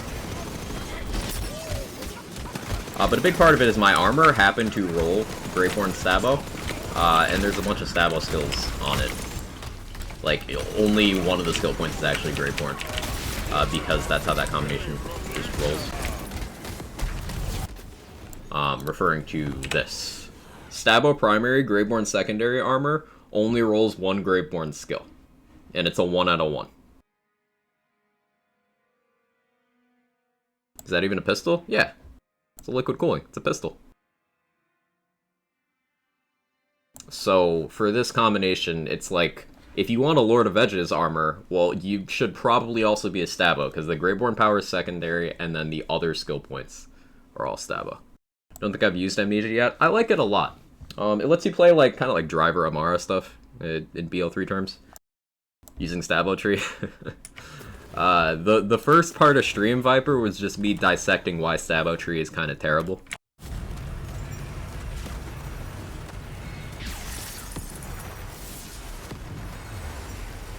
Graveborn's the only way to take self-damage outside of shooting the floor with little torches, right? You could, like, stand on torches and stuff like this around the map. There's lots of maps that have something you can stand in to take damage. But in terms of ease of Amnesia upkeep, Graveborn does that the best for sure. At least with currently available things. Who knows, there might be gear that comes out one day that allows you to sustain it very well.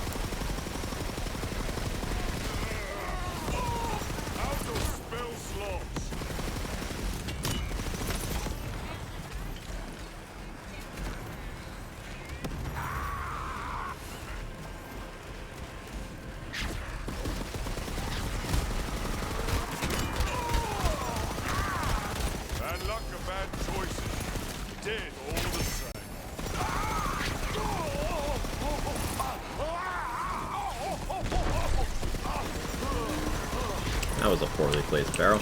Or, no, the barrel was placed well. I positioned myself poorly around said barrel. Hey, another Amnesia. Stabbo primary, Graveborn secondary. It didn't roll the one Graveborn skill, though. It's just the worst version of the exact thing I'm wearing. Funny how that works out. And Bradluck's a bad idea? Yeah. Bradluck just nerfs you too much in other areas. I love how one little drop can change the direction of what you're doing in this game. So many toys stay focused. Yeah, well put, LGD. Just so many little things in this game have identity. It gives you a lot to play with as a builder. Got an Elder Wyvern's Ring at 38 and been hoping one will show up in 40 vending. Hasn't happened. You ever seen one outside the side mission? Yes. The one I have here was from a vending machine. Escape capsule. This was from a vendor. As long as you've completed the mission, you do have a chance for it to show up, but that chance is like fighting against all other uniques that can show up in there, so it's tough. It's tough. It's tough to get one.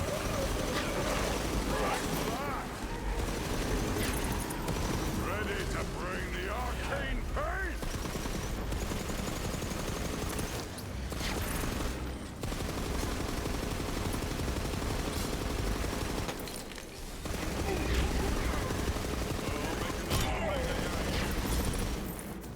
What's my enchant on this? This liquid cooling is still slapping pretty hard. Driver clog time? Yeah. Legendary arm for Greyborn Stabmaster converts... So, that's not a Greyborn Stabo thing, Fluffy. That's just an armor effect that happened to roll Stabo Greyborn. The way armors work in this game is, with the exception of one effect, every single legendary armor can roll with every single class combination. The exception is the claw armor, which, do I have one on me? I don't, but the one it'll be a color and then it'll be claw. That one requires a pet class as the primary, so a claw armor will always be either primary Clawbringer, Spore Warden, or Graveborn, but the secondary can be anything. Liquid Cooling Chaotic, Volatile. Volatile times 2. Got a Volatile Anti-Great Bow. Let's go, Atem. Choose your target carefully.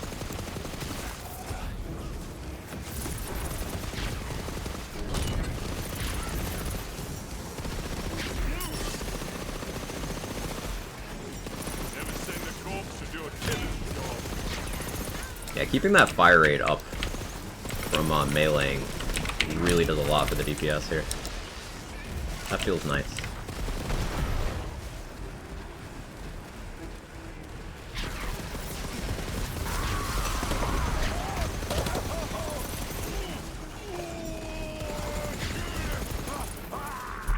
Pretty clean.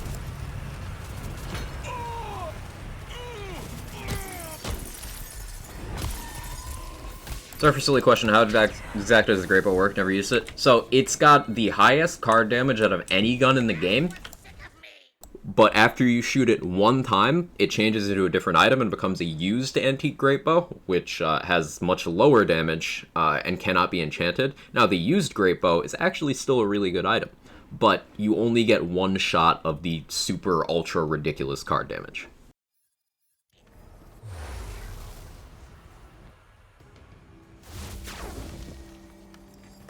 It is the highest card damage weapon in the entire game until you fire it one time, and then it's not.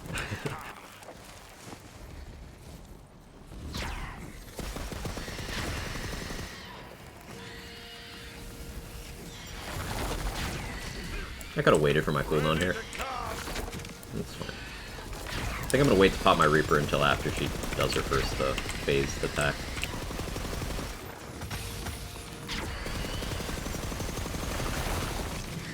I'm just kind of holding back my damage here. Do the thing.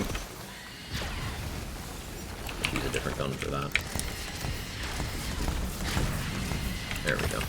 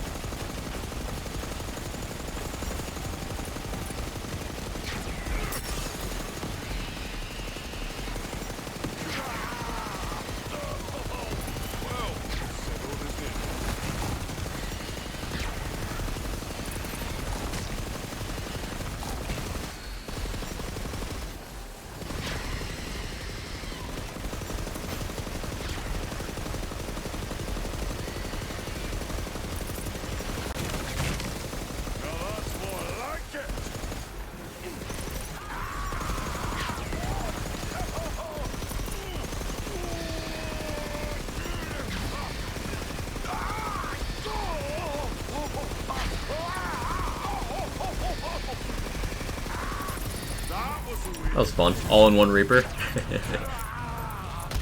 Is there a skill to make you not consume ammo that work with an antique Great Bow? No. You shoot it, it's gone.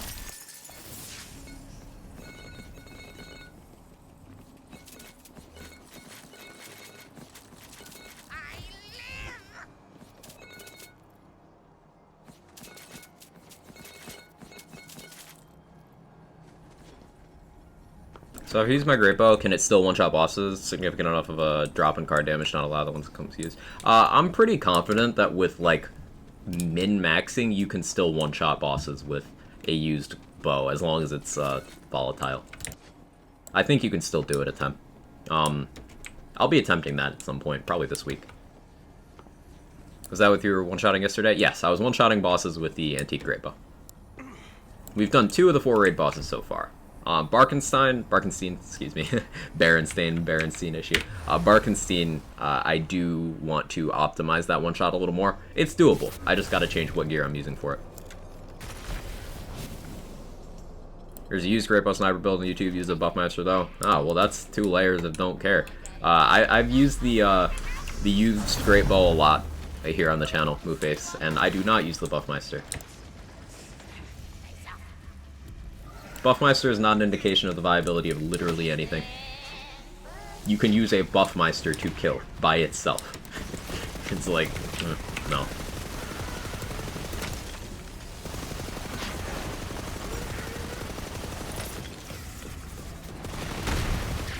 Because you rock, dude? No, it's just because I'm very contrary. Anyone here who knows me well, sometimes I just want to prove points. So that's why I ended up using the Great Bow, and I ended up being like, actually, this gun kind of fucking slaps, hello?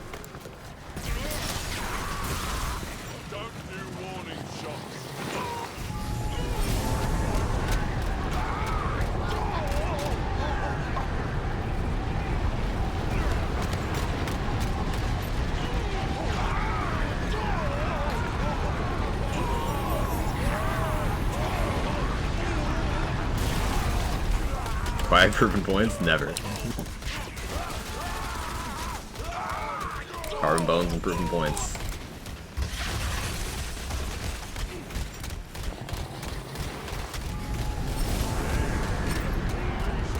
It's very hard to ping you sometimes, Bunny.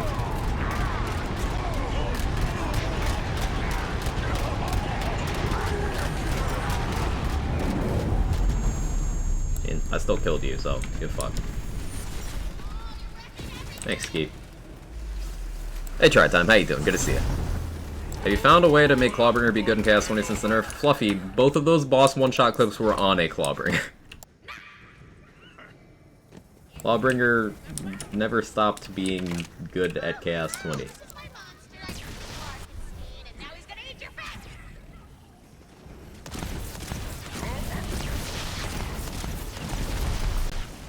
I don't know, my bad. There you go.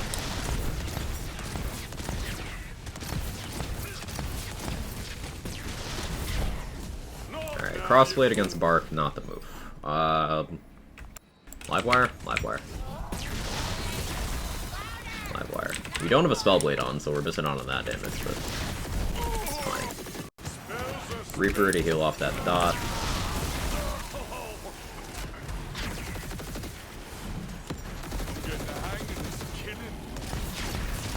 Crossblade now.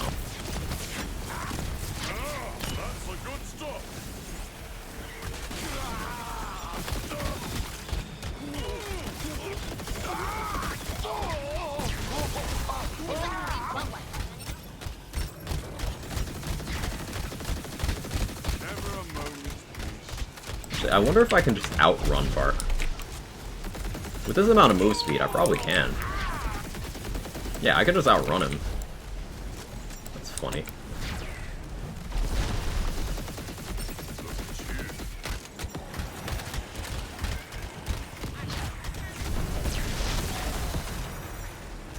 Well, that's the strat for Bark.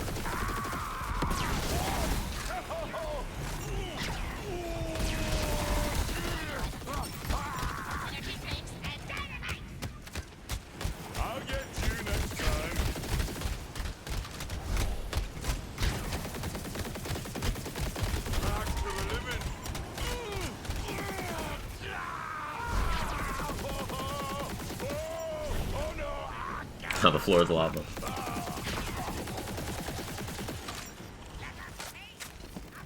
Bark has to actually be more of a dick boss than Master Key? No. Nope. Nope. No.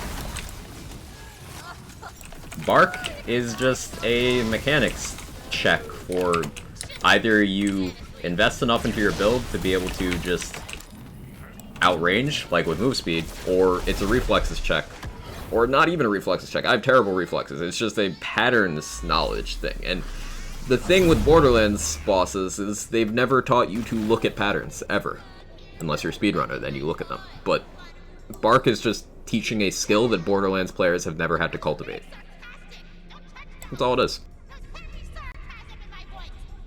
Master Gi is so much worse, you can actually kill Bark. Yeah, Master Gi is just a timed slog. It's just, ugh. It's insane sustain. What, of keeping Reaper up time, Sir Roll Wisdom? Yeah. Sanguine Sacrament is dummy strong, and Skeep really helps with that. Plus, this enchant.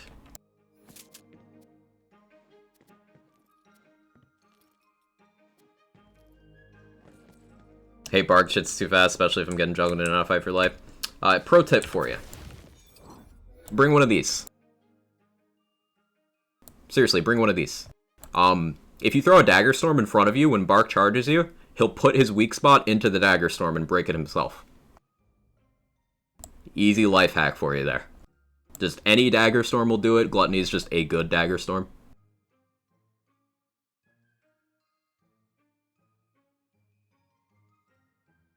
Now, with the Somersault one, he won't put that into it, but the tail and the hand, he'll just put it there and blow it up.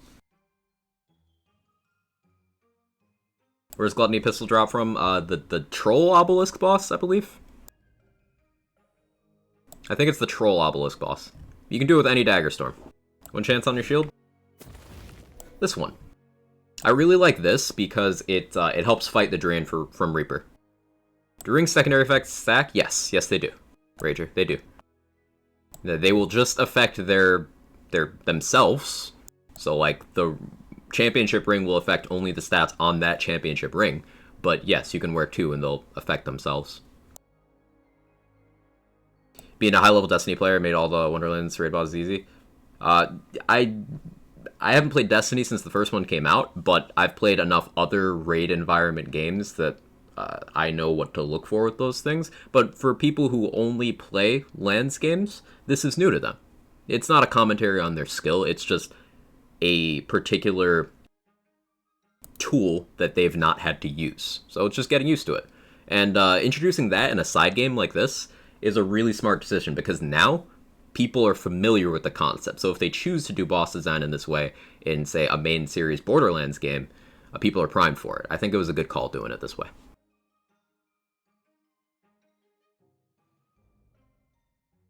I'd rather there be more wind-up time for attacks on the console as well, so that doesn't help. There's workarounds. As you saw in Same Thing, you can just outrange. You don't have to capitalize on the weak spot, you can just outrange and damage. There's the Dagger Storm thing I suggested. There's also, if you know where the weak spots are on each of the attacks, especially when it's charging you from the other side, you just place your crosshairs where you know the weak spot is going to pop up. You'll be good. And you don't need to do a certain amount of damage to them, you just need to hit it with a bullet. That is all. It can be a white rarity item you pick up from a vending machine. I did that a few days ago, because I didn't have a gun that was fast enough, so I just grabbed whatever was from the vendor. And you just need to hit it. So you could take like a super widespread high projectile shotgun and just kind of spray that side of your screen and go for it that way. That's another option. There's workarounds. You know if it's possible to download save file on console? No. I have no compunction about using Buffmeister after my carefully farmed liquid cooling. The optimal enchant is 65% worse than before. But that 65% weaker gun is still in like the top 20% of guns. So like, I don't have a problem with using it currently. I used it a lot in this past run, but I understand. Use whatever items you want to enjoy, Envoy. It's not on me to tell you how to have fun, Also, hey Quag, hey Austin, hope you're well. Does an Elden Ring? Right, I'd be way worse at this game if it was Elden Ring. I'd get my shit stomped in Elden Ring. I love watching Elden Ring content, I'm not good at Souls games. Heck Waiter, that's a good shout, Dex.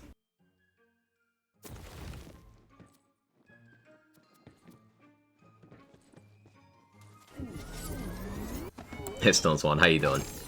Raids and Destiny 2 some of the most fun I've had playing video games.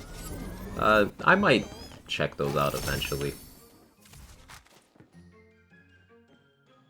No, I played the first Destiny when it came out, and played to the first light level cap and got very, very bored.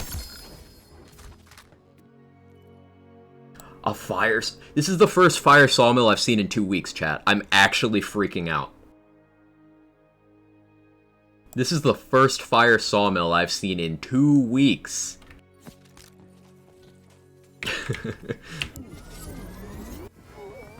Guess look at the video next time if I have the chance. I suspect I'll avoid altogether if I can't hit those spots. Nothing wrong with that, the insane thing. Not all content is for everyone. I avoided Bark a lot for, like, about a week and a half, because I was just like, I like the other ones better. And if you're trying to do multiple bosses but not a maker run, then you have to leave one out anyway, so you could just leave out Bark, and you're fine. At the end of the day, you know, no one tells you how to have fun. You do your thing.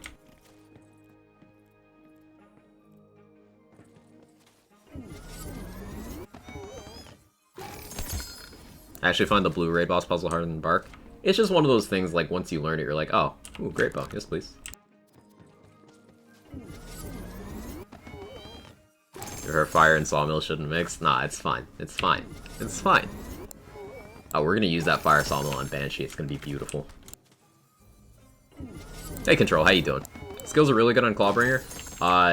Oath of Fire, Dragon Aura, Awe. Firebolt is good for the Wyvern, and it's an amount of damage for the Clawbringer.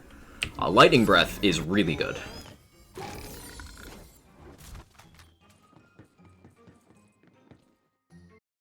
Aw's still good? Yes.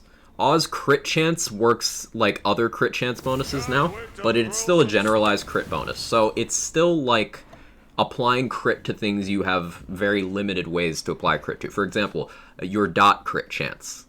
There's no status effect crit chance passive you can roll on your gear, whereas there is that for guns, there is that for melee, there is that for spells, there is that for abilities.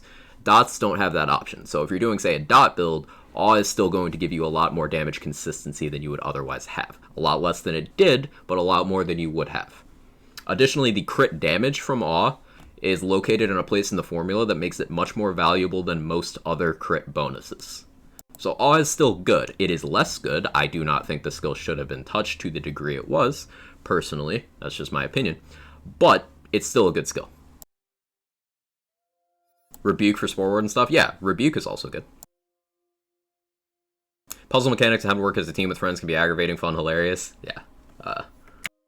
All over the map. I like that kind of stuff, though. I did progression rating in Star Wars The Old Republic for a few years. So, like, I really enjoy that kind of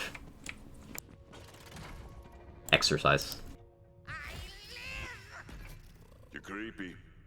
I like you. Would you? Alright, I'm gonna run to the bathroom real quick, chat. I had so much coffee. So, BRB, and then we're gonna roll the sawmill, and hope it doesn't brick. So, like, send me your luck vibes while I'm in the little streamer's room.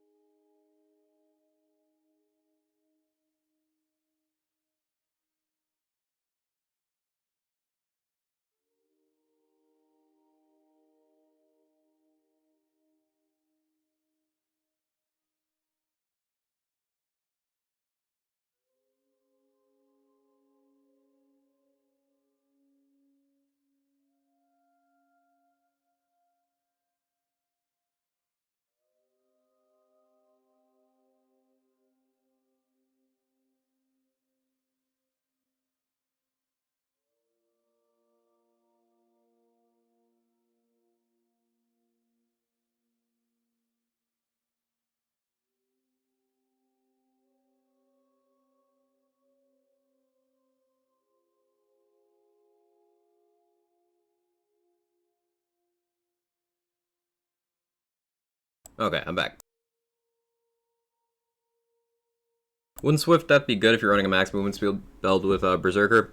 The thing with that Portal Knight is Swift Death is in a damage category where a lot of stuff adds to it instead of multiplying it. I'll pull it up on screen again, because I realize a lot of people weren't here.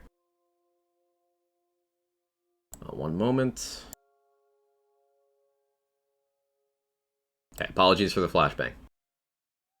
So if you look in Stabomancer section, you got Swift Death is right here. It's highlighted. You see how many things are in this category?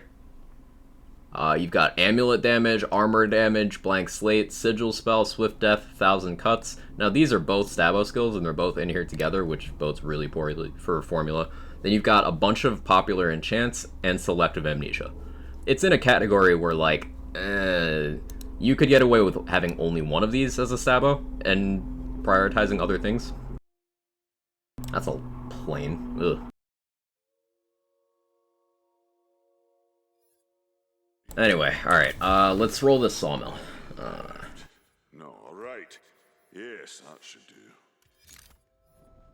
Maker runs worth for crystals? Yeah, and also personal enjoyment. I like maker runs. Depending on my build, I won't go right to the maker because ammo concerns are a thing, and you have to kind of know you're gonna do a maker run before you do one, or else your ammo is gonna be like...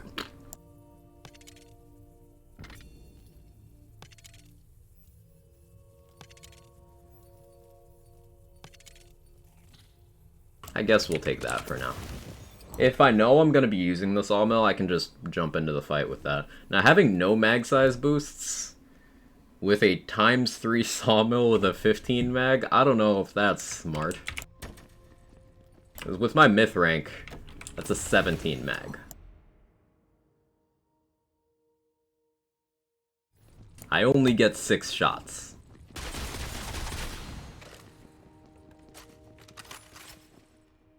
We'll see how it goes. So for my build, Swift Death would be better than 1,000 Cuts? Likely. But if you're going down to Executioner's Blade, you're going to end up in a position where you're likely to take at least a couple points in 1,000 Cuts. Like, if I was to go down further down the tree here, it's 3 more points to get to Alchemical Agent, so I would probably take Swift Death. Now, if I was leading around Alchemical, then I would change things up, and I would take Potent Poisons, which would get me down to a point where I'd get Alchemical, but then I need to spend 2 more points to get down, and that's going to be either 1,000 Cuts or Swift Death. In terms of per point, I think Swift Death is higher value because it's less conditional. This has a higher ramp time. This just does the thing.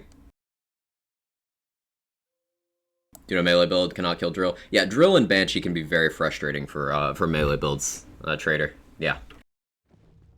Well, I think the RNG of the rooms, modifiers, and buffs you get can decide if you go for the Maker or not. Right, if I get an early ammo capacity boost, I'm much more likely to go for Maker. If I get a curse that really puts me in a position where my damage is impacted, I'm less likely to go for the Maker. Come on, have some fun. Good. I'd say 1,000 Cuts is worth more than Swift Death numbers-wise. Yeah, Viper, in terms of potential damage, but potential damage versus accessible damage is an important thing to keep in mind. 1,000 Cut scales off of, you know, it'll stack up from crits. And it's got good duration on it, but you need to deal crits. Now, if you're using From the Shadows, sure, absolutely. That's just deal damage 25 times. And this includes all your damage sources. That's fine. But if you're not using From the Shadows, then this starts out...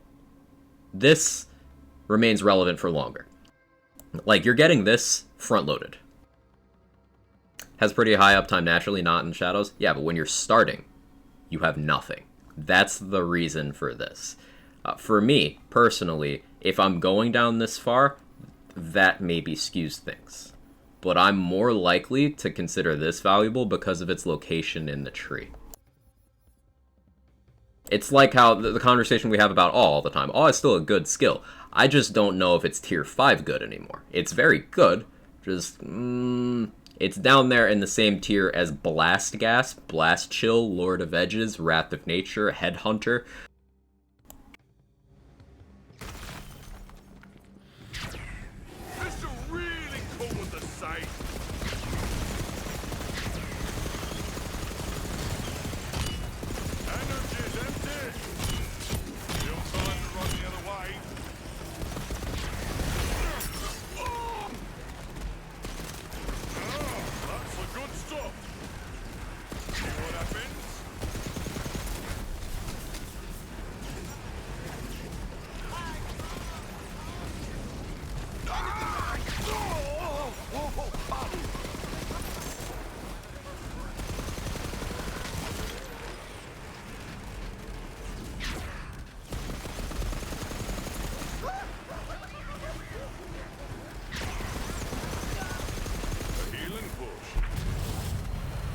If I want to play Stabbo like I did Zane, should I always go for move speed? Zane was pretty defined by his move speed in most setups, so you could. If that's the part of Zane you enjoyed, you could.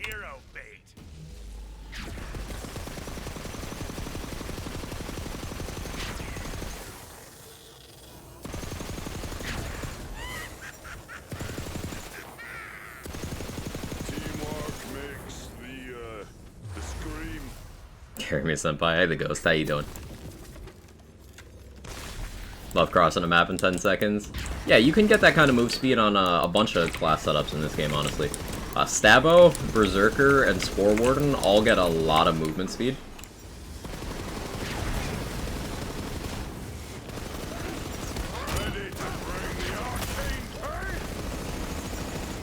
And then there's movement speed boosts on gear as well, and from mid rank.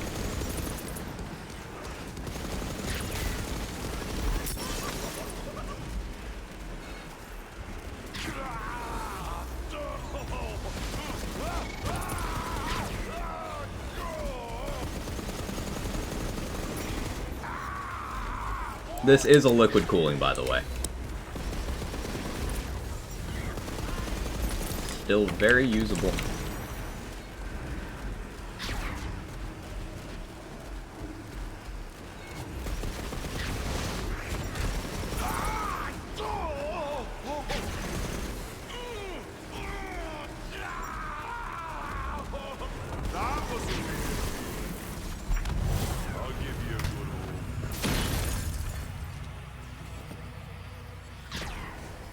You have a potential solution to 1,000 cuts, which isn't just bigger number, like maybe less stacks needed for same effect. What do I do about 1,000 cuts?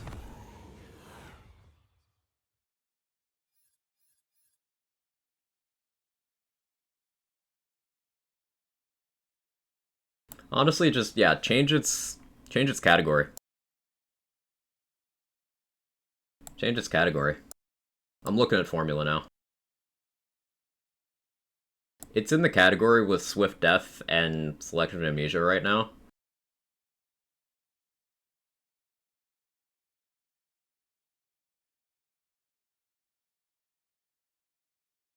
Yeah, if it went in elsewhere, that'd be good. Ever use Perceiver? People are sleeping on that gun. People have been telling me about Perceiver a bunch, Kepri. I've not used it more than in passing.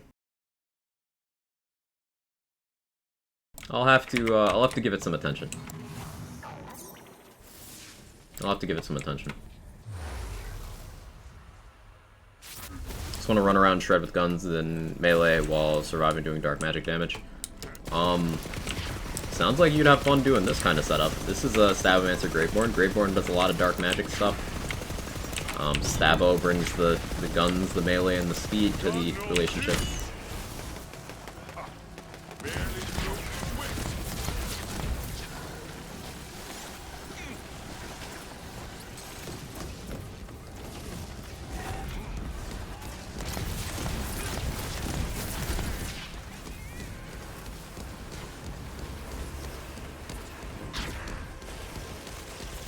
You gotta hit the enemy longer than 0.2 seconds.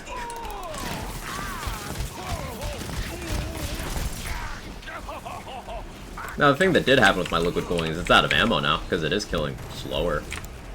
But slower does not mean slow. It's just now in the same category as other guns where you need to build around it and it does not replace having a build. Initially it felt kind of bad for me too, because I wasn't building around it. I was just kind of slapping it on gun setups. I was like, this is a gun, it shoots, it'll be fine. That's not how uniques in this game work. At least not most of them.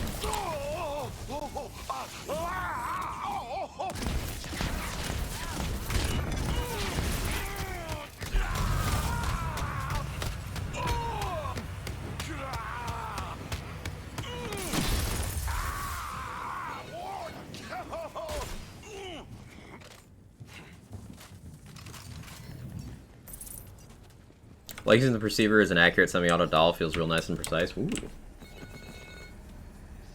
Can Stabbo's ability activate Blast Chill? Yes, yes it can. I did a video on it, and single fire shoots 3 bullets and every 3rd bullet stacks crit damage. I don't consider that a reputable source, just so you know, Dark. I am waiting for more precise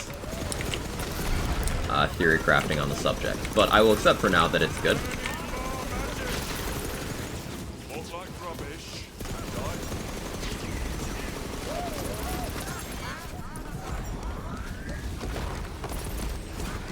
Spells and rock.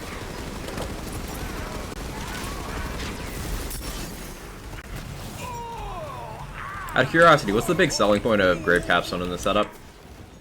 Consistency on Hydras is the thing. Hydras are a chance-based spawn on every kill. Now, if I'm casting a bunch of spells, I just get more chances. And more Hydras is more Faithful Thralls. The Sanguine Sacrament will activate with or without the Capstone. But since I'm down here, I want Lord of Edges, and I want Blast Gasp, it's only 1 point to grab this Capstone, which helps with that. That's pretty much it. If I was to take this point elsewhere, there's nothing in Stabo Tree that provides the same value as Grave Capstone. 8 out of 5 Blast Gasp? Yeah, Butt Stallion was nice to me. I have 5 out of 5 naturally.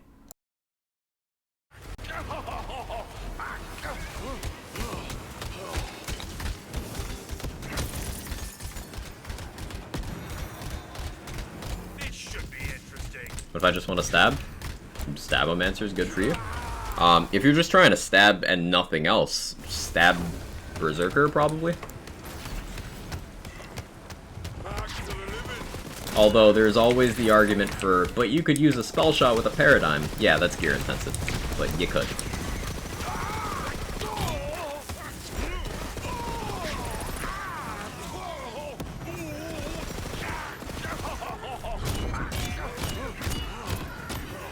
Gonna do that to get our cooldown back.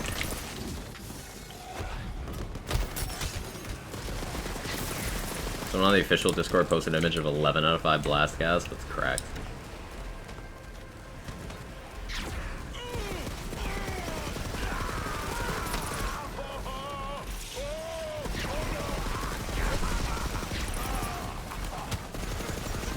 Cowards to kill. Can't sling spells no more.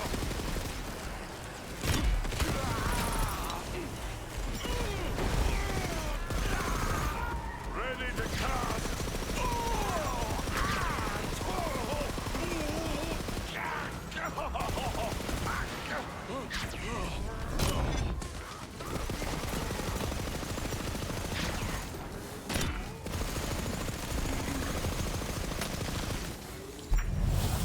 I was just trying to get my body rune up, but okay. Mostly a Graveborn Capstone build. No, it's just I happen to want Lord of Edges and Blast Gasp.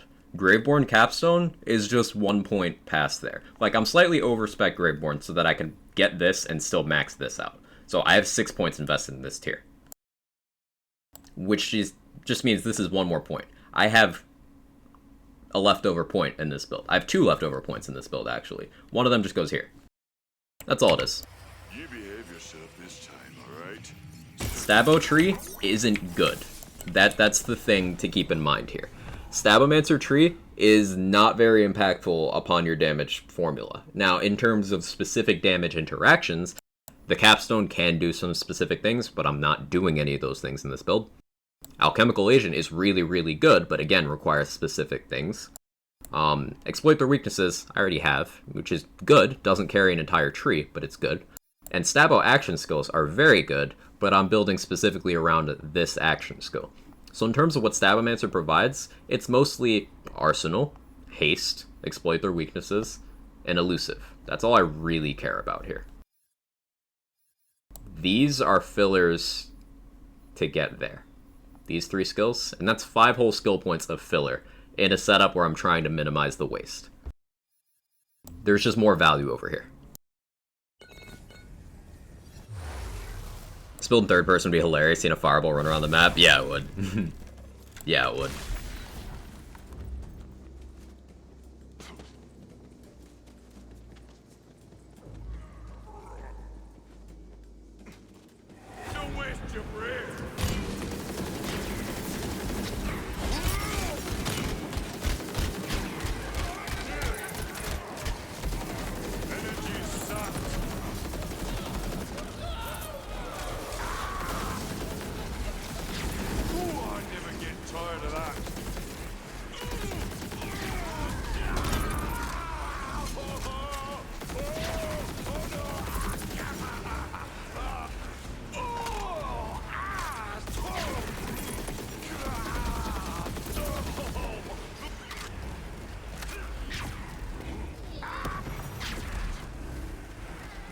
Thanks, Skeep. Always got my back. Thanks for that.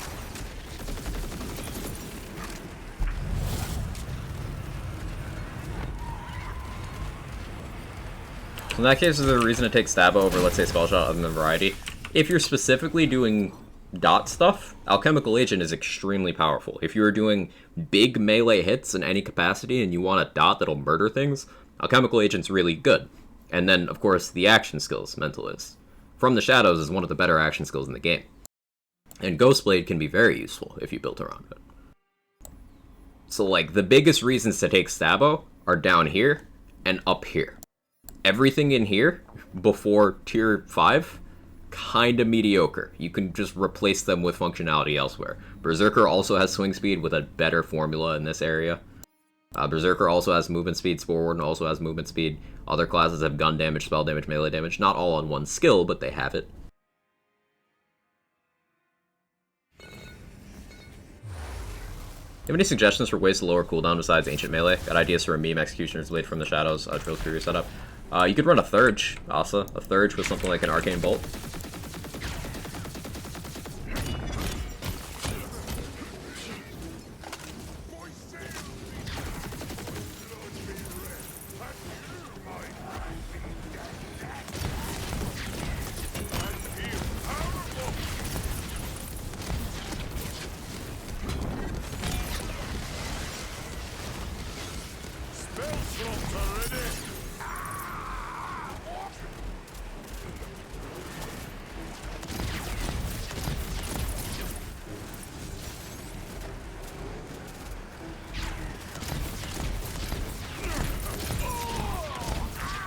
Where am I?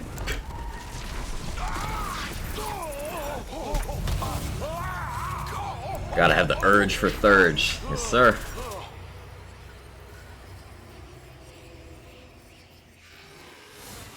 What's that second skill? Follow up? No, it kinda sucks. Post Perceivers affect how Lululemon? Yeah, absolutely.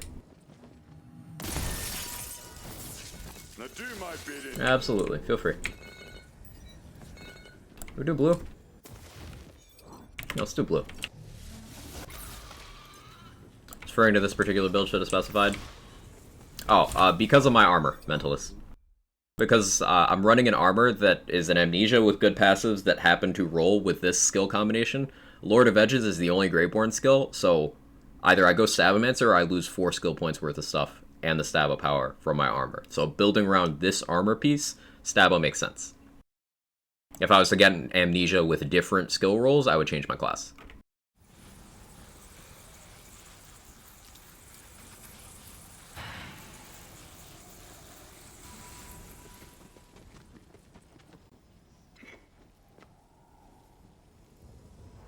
Firing the Perceiver has a chance to deal bonus crit damage without hitting the crit spot. Chance to get the bonus crit damage benefits from increases your crit chance. Real critical hits also have a chance to receive this bonus crit damage. Additionally, the Perceiver has unique semi-auto firing mode for 3 ammo fires. 1 bullet deals 94% damage. Yeah, so once again, I would prefer that be confirmed by other sources due to the source credited for that information.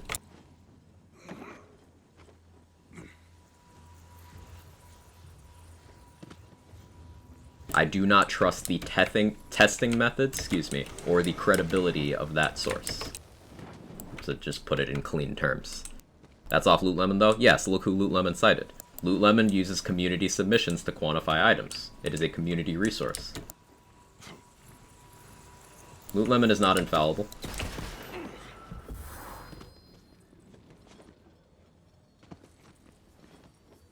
Sometimes you get things wrong in testing.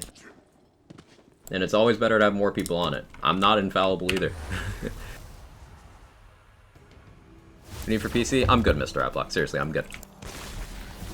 I'm in a position where I can take care of it.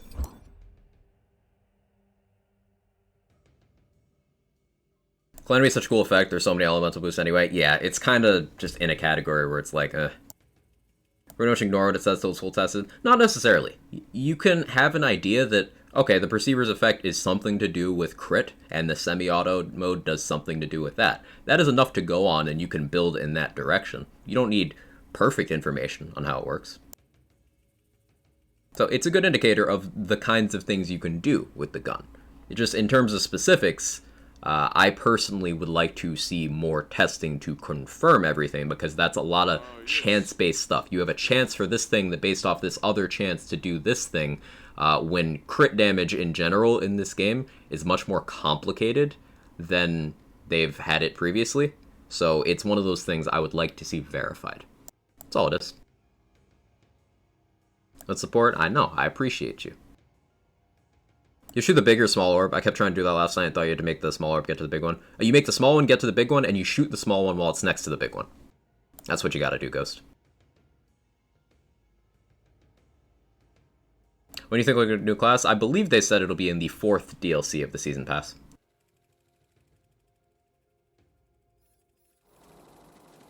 Ooh, we get to try the sawmill now.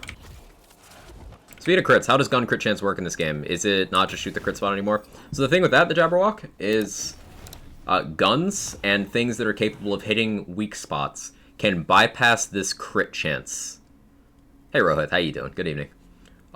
So anything you do, with the exception of things that are specifically told, hey, you're not allowed to crit, that being Spore Warden's Spore Fuse enchant, that being Blast Gasp, that being Blast Chill, those are things that are specifically not able to crit. Anything else that is capable of critting can randomly do so through your crit chance stats. And you see the full breakdown of which category has which crit chance here. But guns and certain other things that have projectiles capable of hitting weak spots can just hit a spot to bypass the chance calculation completely. So you can still just aim for a weak spot, which will vary depending on the enemy, and crit that way. Or you can just get lucky and get a crit through your chance. Respect you highly for that. I appreciate you understanding that, Dark. I'm just trying to be precise in my information. And, you know, my community is a lot of people who expect reliable information from me, so I like to be careful about those things, that's all. I get things wrong sometimes, too. So I try to minimize that as much as I can.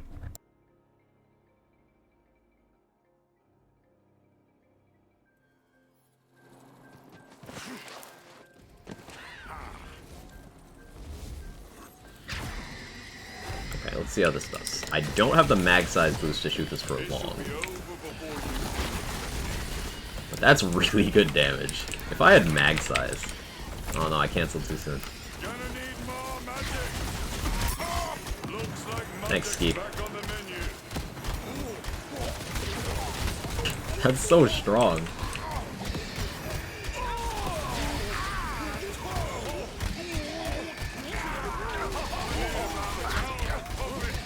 The sawmill claps cheeks. He's double confirm? Right. An important thing to remember is that for at least the Borderlands 3 community, the core of people who was doing the majority of theory crafting and testing was a team of people.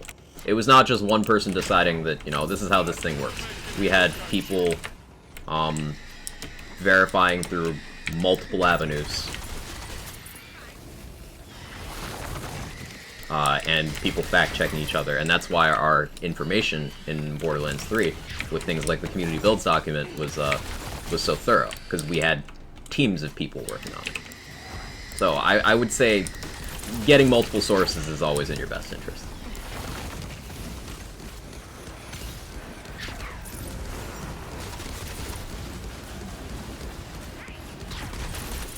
Because individuals are fallible. Personally, I'd wait for Sen. Sen has done some great testing. Sen would also tell you that Sen is fallible. So multiple source confirmation is always good for that kind of thing. Especially with math as complex as the math in this game. Like, this is definitely the most complicated damage formula they've ever had.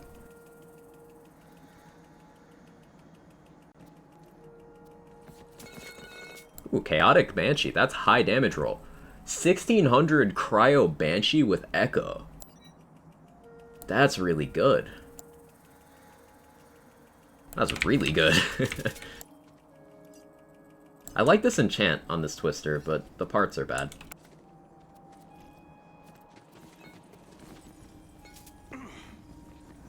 Raging Boulder Cyclops projectiles just honed in on me while I was using From the Shadows. Yeah, Hunch. The aggro manipulation of From the Shadows is very imperfect.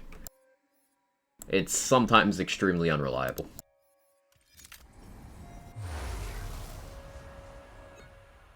Think they're gonna let us level up a little faster with new character? I don't know, Rohit. I don't know if that's strictly necessary. They give you a lot of control over how you level. Because, like, there's people who were level 25 finishing the story, there's people who are level 40 who still have 2 areas to go. I don't know if that's truly necessary.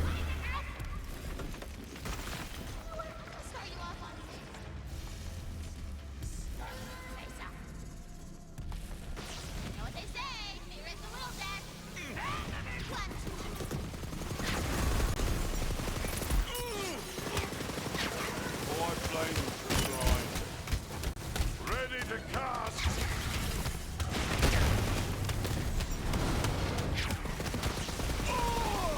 Got no juice.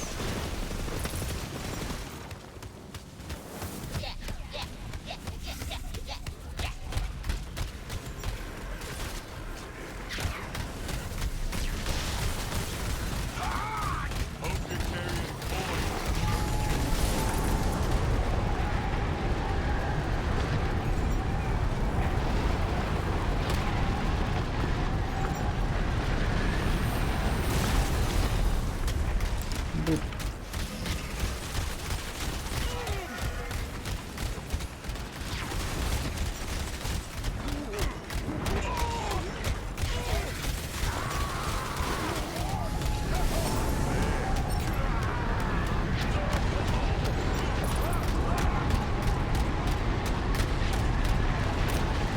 That's pretty clean.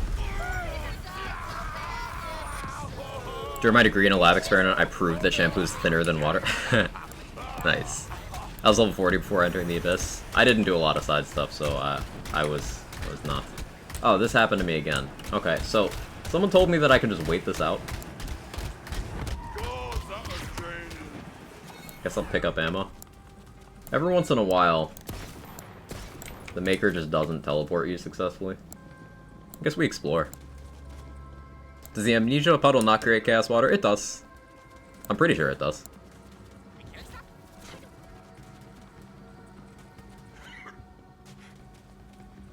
Hadn't made a friend last night? Okay. Just wait it out then. Ah, there we go. Cool. Like this gun? White Rider? Yeah, White Rider's great. Happen to you too, Mac? Okay. Or run up to her, I've seen helps. Cool.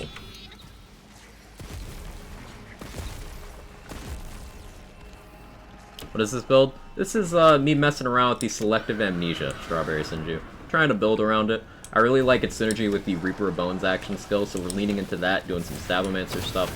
And it's a very satisfying run and gun type build. Enjoying it a lot. Very tanky. Very active playstyle. It's been fun.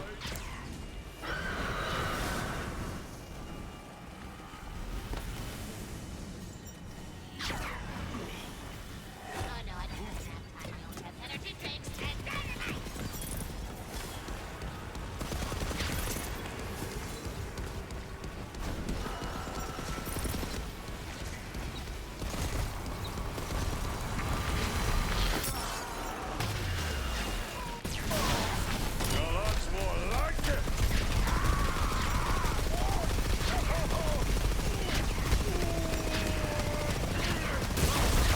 So we really still doing this liquid cooling bad thing? Like, cause hello? Hello?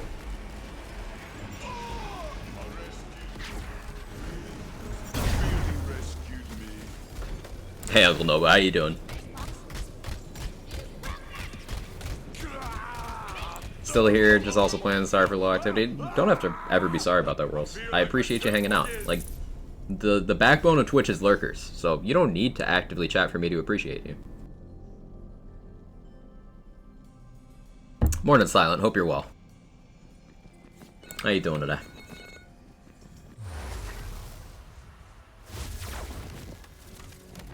Basically cooling Yaz is volatile chaotic. It is a volatile. It is volatile. Technically didn't one-cycle bad gun. I did waste some time with that melee hit at the beginning that I don't think I needed. I was trying to make sure my fire rate was up, but I probably could have just shot it. Also, my gear isn't exactly optimal. This isn't helping me much. I just like this, the flavor of the Wyvern Ring. I need a better one. I don't have any frost damage boosts except for this enchant over here. Point is, I could have more damage. Could have a lot more damage. Lurker gang, hey Thumb, I appreciate you. Thing is, once you get a hang of the Vault Hunter, most people get to Sanctuary even before they hit 10. Yeah, true. I understand the complications of having repeat mistakes or faux pas with BO3. The thing with Wonderland Story, Rohit, is it's shorter. And gives you more control. So if they make leveling easier, then more people are just going to be like, oh, so like I'm over leveled and it's easy and everything's easy and why is it easy, etc. I think we have to remember the most casual players when thinking about these sort of things. Nice gear, thank you. Without TVHM, how do you get max level quest items? Vending machines. All quest rewards can show up again in vendors, but it is luck based. So you're looking at either checking every vendor you walk past in your normal gameplay, which I recommend doing, or you're going to have to save quit farm some vendors for a while. Anyone in chat seen a good resource on the best enchants to use in other situations? I want to make sure they're working as intended at least. There's an enchantment resource in the resources channel in the Discord, Rager. Also, the damage formula is a good indicator of which enchant goes where. So you can choose the right enchant for your build based on, you can click and see which class and look at the gun formula for that class, see which class specific bonus goes where, and then customize your enchants to fill out multiple categories.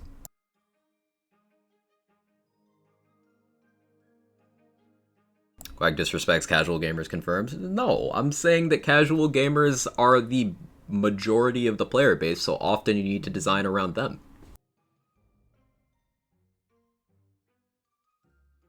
Have the Minds that Be started a build stock yet? Not yet, time I got back. We are measuring that. The game is still in a state of flux. Remember, we've not even had a full patch yet. We've just had hotfixes. We're getting a full patch soon, and the nature of balance and stuff is still changing. We're still learning formulas, etc., etc. It's going to be a bit, but it will happen. Build stock or an equivalent. Maybe the ability to only reach Brighthoof after you complete the story on one character from the start, just a thought. Maybe like a skip to Brighthoof at some point. I'd be on board with that. Also, you can keep your side quests until 40. Yes, you can. Games that are designed around more focused gamers tend to suck compared to games designed around casuals that work for focused gamers. I don't know if I'd use such strong terms for that, but I do agree with the concept there, Jabberwock. Like, you can't ever balance, or at least you shouldn't ever balance, around a very small portion of a community, because then you end up with things like Back 4 Blood, for example, game that I enjoy. Haven't played it in a bit, don't really care to go back to it at the moment, eventually when I have time. But Back 4 Blood made a lot of balance changes because specifically speedrunners were doing specific things, so they rebalanced the entire game, and then everyone was like, I don't like that. So they're still kind of retuning things around speedrunners, who are a very small portion of player base. And they can just downpatch, so it doesn't do anything.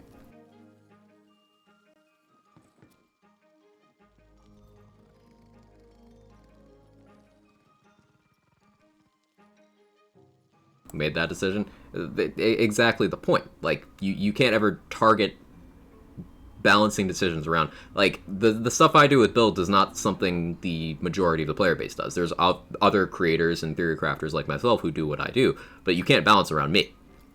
We saw in Borderlands 3, briefly, they were attempting to counter the theory crafters with the True Trials bosses, and they had to nerf down the True Hag of Fervor because it was unfun for 99% of the player base, and then that other 1% was still one-shotting it. You can't balance around a 1% ever. And fortunately, they don't try to in this game, which is massively to their credit.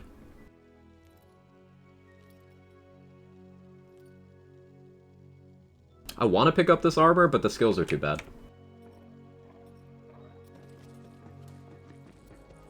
How do Diamond Gauntlets work? How long do I need to stand still to activate? If I get knocked back, something does it count as moving? Yeah, that does count against you. You need to be completely still.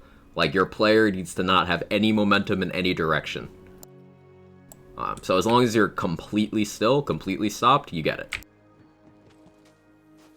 Interestingly, you can do that with Dreadwind. Dreadwind allows you to sit in place. I want to do a Diamond Gauntlets Dreadwind thing at some point. Would you like to see a class like Brick in Borderlands 1 in this game? Not particularly. I was never very interested in Brick, personally. If I was to play Borderlands 1, Lilith was my favorite class in that game. Alternatively, I would play Mordecai. I didn't play much Roland, but I would pick Roland next. Just, I don't have much interest in Brick, the character. You chill personality. I'm glad you think so.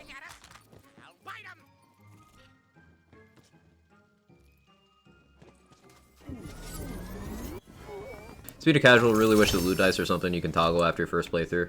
Amount of time it takes to get all the dice again when you want to farm with a second character is cruel. So the thing with that, Zippers, is the way I feel about that, ultimately your dice don't matter as much as people want them to believe they do.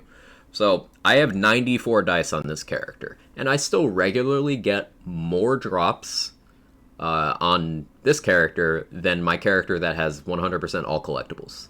At the end of the day, it's still luck-based, so you could just kind of grab as many dice as you feel is convenient along your leveling path and your questing path.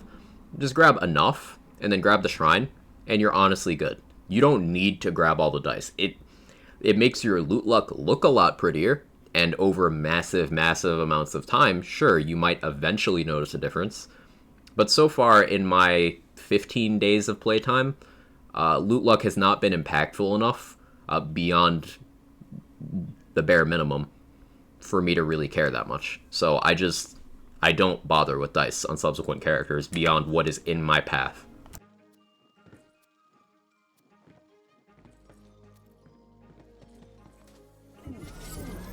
Do enjoy this era of gaming where devs listen to player bases, but I hope they do listen to veteran players such as yourself and Epic's Games Evolve. Sometimes I even push back on listening to me, because I'm not a game dev. I'm a player, I'm a consumer. I have my own preferences, I have my own biases. Like, I wouldn't recommend listening too closely to any one section of feedback. With exceptions, of course, but, like, just at the end of the day, I don't have this perception of myself as more qualified or anything, just I'm another person voicing concerns. I just happen to, play the game for a living, that's all.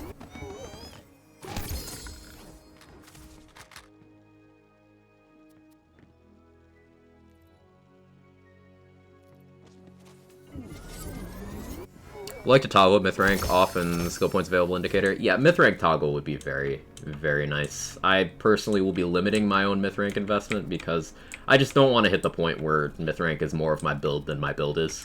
And that is a theoretical point that is very, very possible. What was that last drop? I can't see anything. Was it another Kaokon? Please tell me it wasn't. There were two there. Is there a third one? Am I crazy?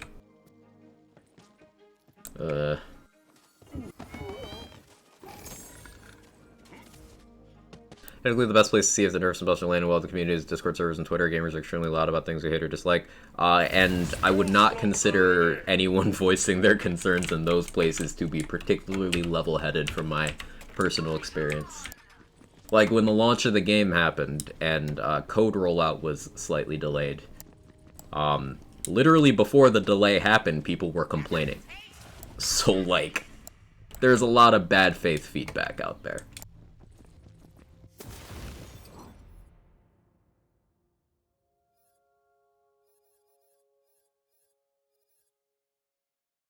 So I think we'll, this will have a permanent equip slot, because that's what we use for Bunny.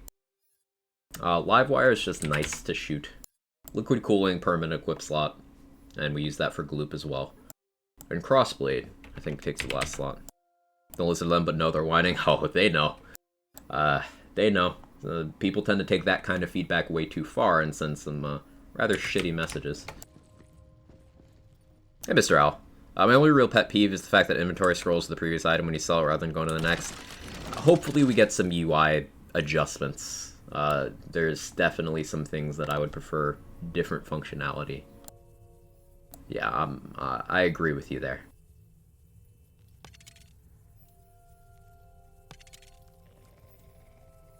I'm hoping for, like, spellcast poison damage on this.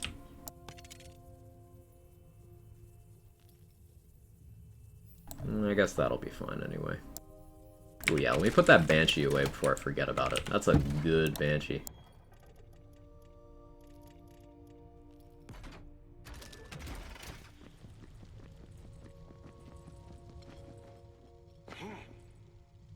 Catch up on chat a little bit here. Thanks for that resource. No wonder my damage sucked in some situations and realized damage on chance referring as damage. Oh, no. Miss Reddit trying to look it on my phone. Yeah, looking at documents on phone can be very... Yeah, Google Docs on phone. Want to dual wield again so bad. It's so hard to balance tried time. That's the big thing. Have a wonderful day. It's nice listening to you talk here. Yeah, take it easy, Mr. Demi. You have a good one.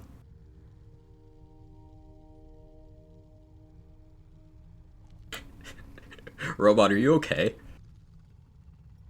The Victor Wood analogy of you can never get good at something, you've only played with people on your level. Personal opinion, I'd rather get my ass whooped and get better because of it. Oh, 100% agree, Rohith. I love when a game tells me no. Like, when my strategy isn't working and it's like, no, you change the strategy to overcome this. Or else. I like that, personally. Not everyone does. It's a personal enjoyment thing, but I get a lot of satisfaction out of overcoming that sort of thing, personally. It's about damage for spell damage. No, it was just an error swift clutch in reading the sheet. There's nothing to report there. Just something was misread is all.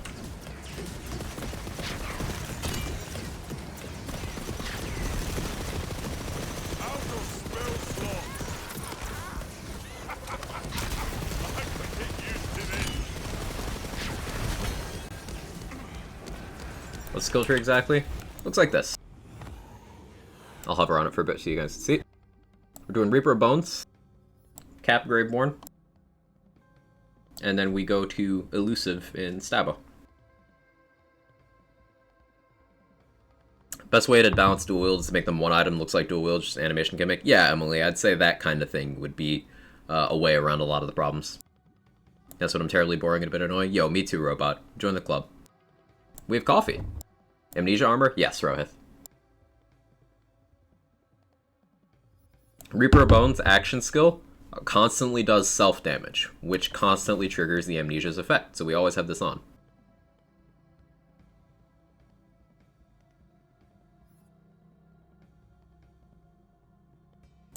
You okay there, Yosa?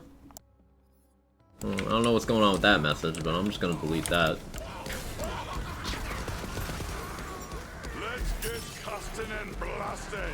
Had 11 out of 3 faithful thralls yesterday. Absolutely carried my wyvern's attacks and made me insta-kill almost everything. 11 out of 3 thralls, that's crazy. What was the respawn time increase on that Strawberry Senju? Because, like, I have to think that your pets just kind of instantly pop back up as soon as they're dead with that, right? Because thralls makes them respawn faster.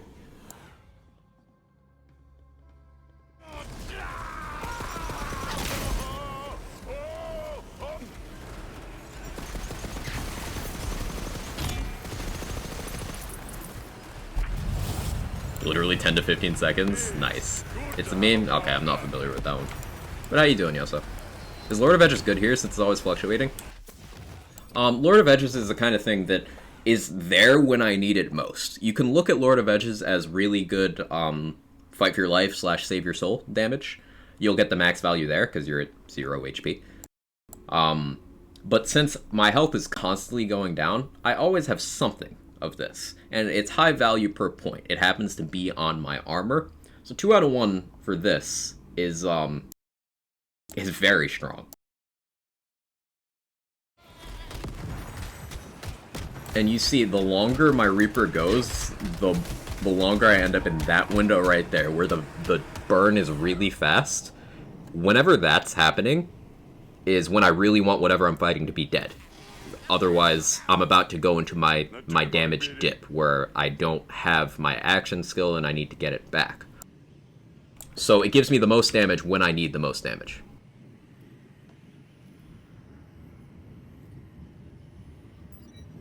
What are you talking about, burnt toast again? I'm so confused. Are you good, homie? People say weird shit on Twitch. Hey, Carrion, how you doing? On the subject of coffee, do you have a mocha pot? You can get one for less than 20 on Amazon or similar. It's great for brewing espresso. I don't, but that sounds good. I haven't had espresso in a minute, and I'm a fan. I should look into that. This is gaming chat. Yeah. Life, truth, and the way... What? Like, is that a copy pasta, or are you just insane? I can never tell anymore. Copy pastas have progressed too much.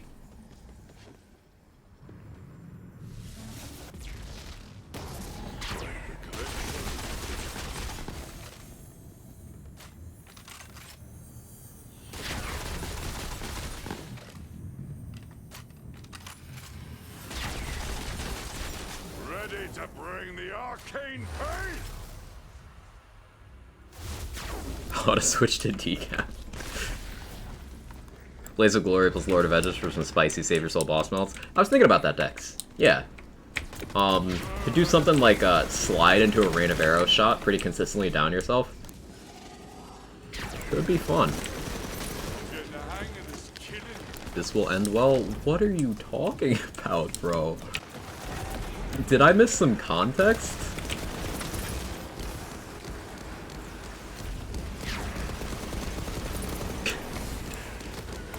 Like, I want to time you out, but I also want to know where this goes next. I'm enthralled.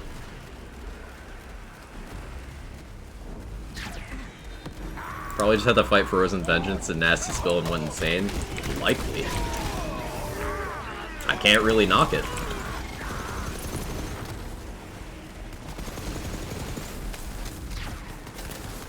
Shame to Spill the Masochist. That does a hell of a drug. I can't relate, but I'll take your word for it.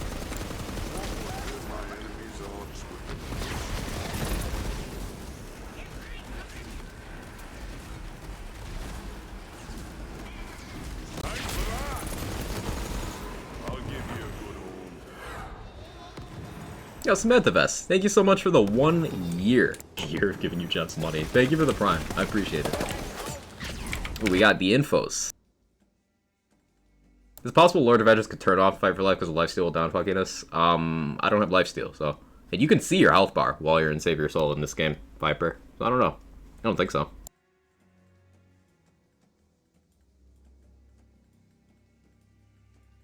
She's just a girl and she's on There's fire. the alert. There you go, Quack. A year of giving you Jeff's money. Thank you again, I appreciate it. So, we got some DLC 1 info. There is a trailer as well. There'll be no more chat outside the game or simple Twitch stuff for me. I just cannot hold it in when I learn a new nugget of truth. But, like, what are you talking about, though?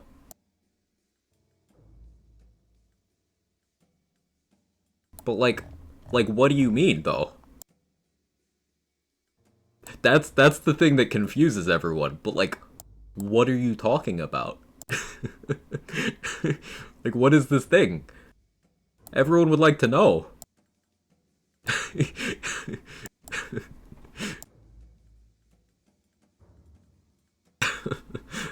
Anyway. Anyway, yeah, DLC 1 info. But what does that mean?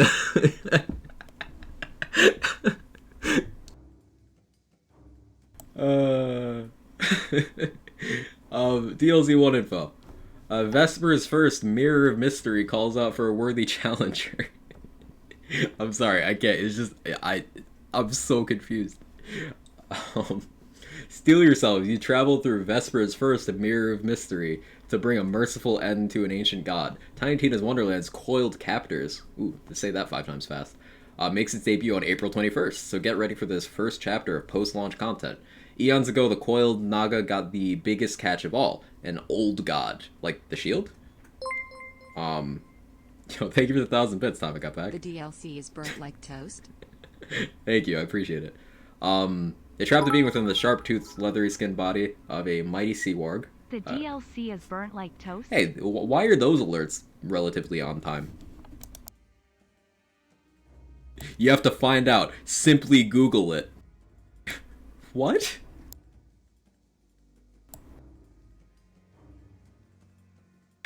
What? Is this the evolution of, I do my own research? Anyway. Bro, just Google to understand my chats. Like, why would I do that? I'm working. Like, I don't care that much. Chat today? No, rapid fire. I don't like using that word in that connotation for a whole host of reasons. Because being woke is, a good thing. Let's not get into that. But like, what?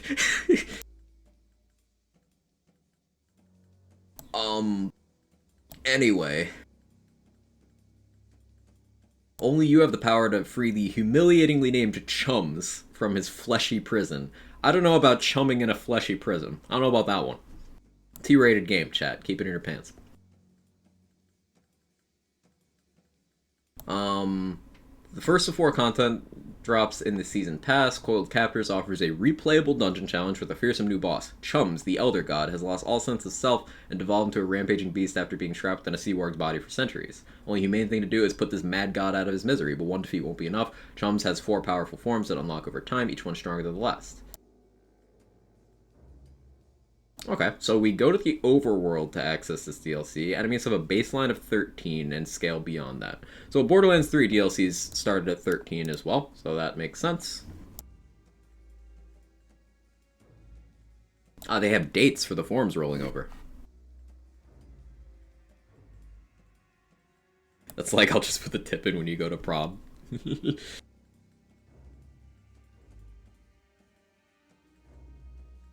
I'm making my own Red Bull, Brian. Red Bull is fuel and kerosene is fuel. Kerosene is... Gotta chum that fleshy prison. Thumb in your chums?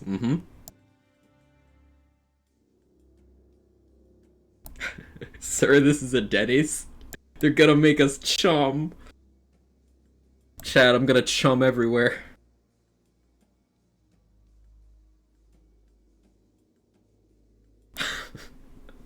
Today is cursed. It's cursed today, Strawberry Sinju. I don't know what's happening. Are we okay? The DLC is close. I'm about to chum. Wild. First form, 9:30 a.m. Pacific. Okay, so each of these 9:30 a.m. Pacific. So once a week, it rolls over. It will only grow into a new form if you already defeated the previous one. If you take on the Coiled Captors after these dates have passed, you'll still need to defeat all 4 forms in order to hear Vesper's full story. So what does that mean? Does that mean, like, the forms first become available on these dates, but then after these dates you can just fight them all as you want to? So it's like time limited for these 4 weeks, and then it's just there? No one's okay, it's 2022. Heard.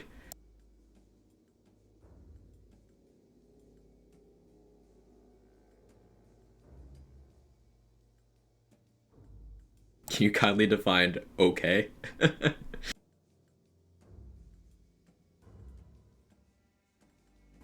Spin the Wheel of Fate. Venturing into the Mirrors of Mystery means seizing more than mere glory. You'll also be rewarded with plenty of loot. Slaying enemies therein will earn you lost souls, which you can then spend to spin the Wheel of Fate located in Dreamvale Overlook. That's the overworld location, the new one. Whatever space this vaguely evil-looking contraption lands on, you'll get something valuable, such as a new weapon, gear, or a cosmetic to add to your collection. Overcoming the challenges of coiled captors will also add its content to the pool of random possibilities in the endlessly replayable Chaos Chamber. So what this says to me is that those things don't show up in the chamber unless you've done the DLC, which is really interesting. That has implications. Like, how's that handled in multiplayer? Also, does that mean you can control your Chaos Chamber farming experience by, like, if there's an item from a DLC you don't want in the pool, just don't do the DLC on that character and it won't pop up even if you own it? Like, what does that mean? I think it's going to be week 1, you can only fight Form 1, week 2, you can fight Forms 1 and or 2, week 3, you can fight 1, 2, or 3, week 4, all forms are always available. That would make sense, Viper. Form thing is weird, why is it weekly? It's, probably some longevity-based mechanics. No DLC and featured runs? That's another question. Yeah, how does that work with featured runs? Do they do a featured run like DLC week release, but then if you don't have it, you're just screwed? I have many questions about that. So, I don't know. Is a legless bull ground beef? Yeah, that checks out. Now we're speaking the same language.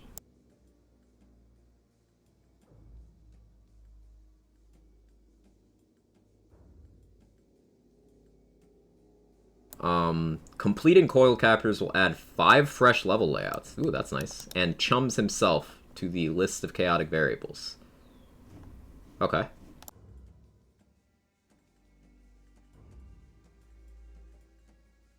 Ooh, is this a little roadmap thing? Cool graphic, by the way. Vesper's character design is sick. April 21st, coil captors.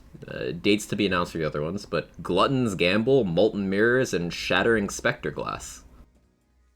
Alliterative titles. I like it. Missing info on next class? They've not given info on next class. Foster. It also won't be in this DLC.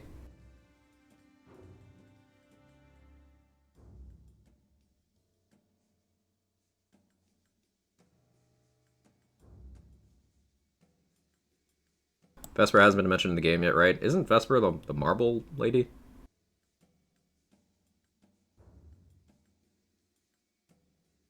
Or did I, like, misremember the marbles?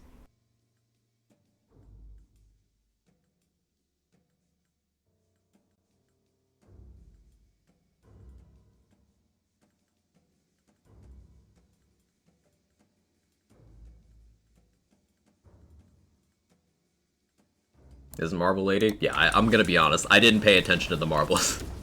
I just got them once and was like, yeah, I'm not listening to this.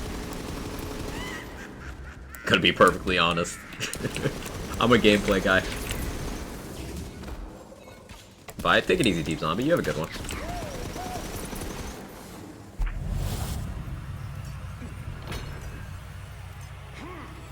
The next class is also coming out with DLC. Yeah, it's not. I believe that's coming out with the 4th DLC.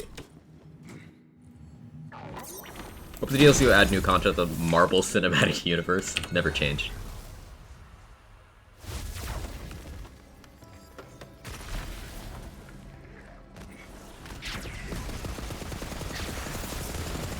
The Vesper Mirrors is the DLC pass. Yeah, it seems like that's the content model they're going with, which they still have a lot of room to expand on. Think about it this way. The content that they've described is, it's a new area that you go to through the overworld, and then, after doing that area and the storyline within, it adds stuff to the Chaos Chamber. So that's more story and more endgame. People have this weird idea that there's not more story content, but, like, that's literally more story content. Like, I don't get where those conclusions are coming from. I'm not saying you guys, but I'm saying I've heard people like, yeah, they're not gonna do more story. Like, what they are, though. That's literally what this is.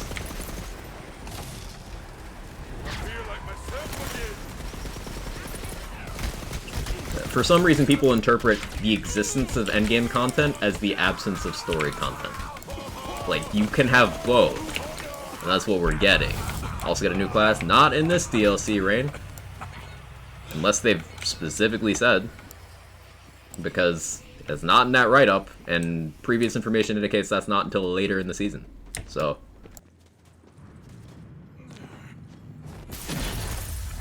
I don't know why people keep saying it's DLC 1 new class. No, they've never once said that.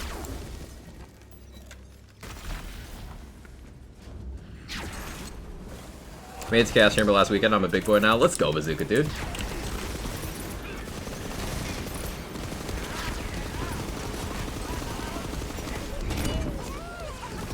Chaos Chamber should honestly be my mailing address with how much time I spend here.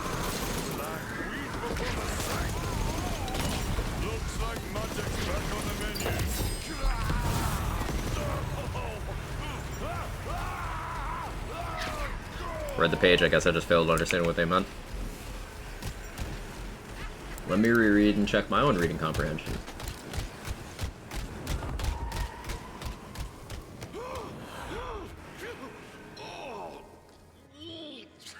So I just searched the word class on that page and it came up with nothing, so I don't know what you read, homie.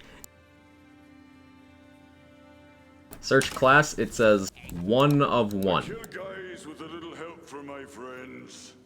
And there's none. So I don't know where you got that from.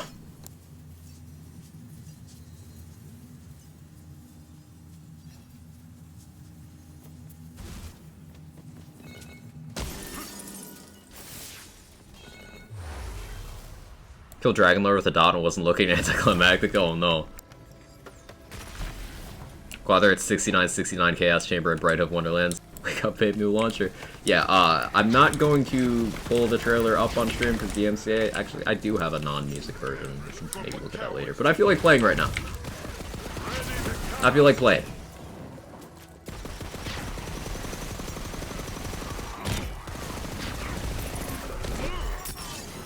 Season Pass description list class with 4th DLC. There you go. Like one class with 2nd, one with 4th. Waiting for one that's in a year is kind of long. Gauge came out a month after launch for BL2. Yes, but BL2's characters were, let's call them much simpler than Wonderland's multi-class system.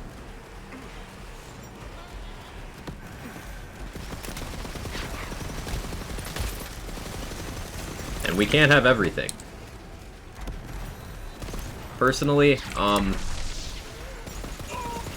just happy that we're getting a DLC class at all, because the multi-class system works out very well for that kind of thing. It'd be much healthier than if they had chosen to do that for Borderlands 3, for example. So I'm not really worried about the quantity yet. And remember, something very important to keep in mind is that's just what they've confirmed for this season. Depending on reception to the game, and you know, what they decide to do, we are not necessarily limited to one season of content. Borderlands 2 got content after its season pass. Borderlands 3 got a 2nd season of content.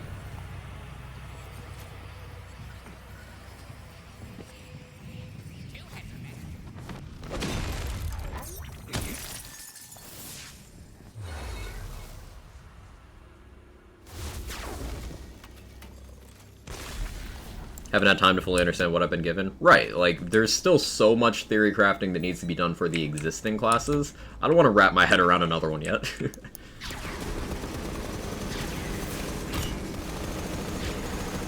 And there's entire multi-class combinations that the theory crafting community is staying away from right now. For example, Graveborn Spore Warden, because it's so ridiculously difficult to play that class archetype without taking advantage of a beneficial bug, knowingly or unknowingly.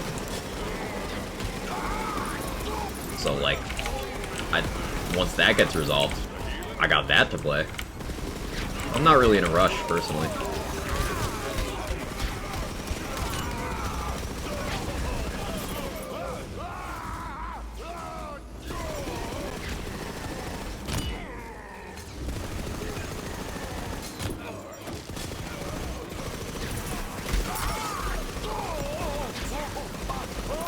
That was a lot of visual pollution. Who's your favorite NPC in Wonderlands? That's a good question. I gotta say, I actually lost my mind laughing at Izzy's commentary at the end of the story. I really liked that.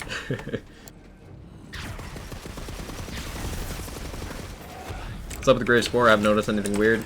Well, you've got the fact that after every subsequent Chaos Chamber run on Spore Warden, you get a phantom copy of your Mushroom Companion up in the skybox. Now, on its own, that doesn't cause problems, but when you combine that with Graveborn's Fateful Thrall skill that is infinitely stacking amounts of bonus damage due to a bug, the Graveborn's Harvest skill, it is a bonus element for companions, well, that stacks up if you enter a portal while it's active, so that is infinitely stacking bonus damage for companions. Graveborn Spore Warden with Tree combination kinda lend itself the most to companion stuff, so you're likely to do that intentionally or otherwise. You can also roll Harvest from certain class combinations on armor, so that's the problem there. There's bugs. Don't think it's happening to me on console. Easy way to tell, Bazooka Dude, if you do a Chaos Chamber run, do another one without save quitting, look up. If you see Mushroom Companion in the sky anywhere, it's happening to you.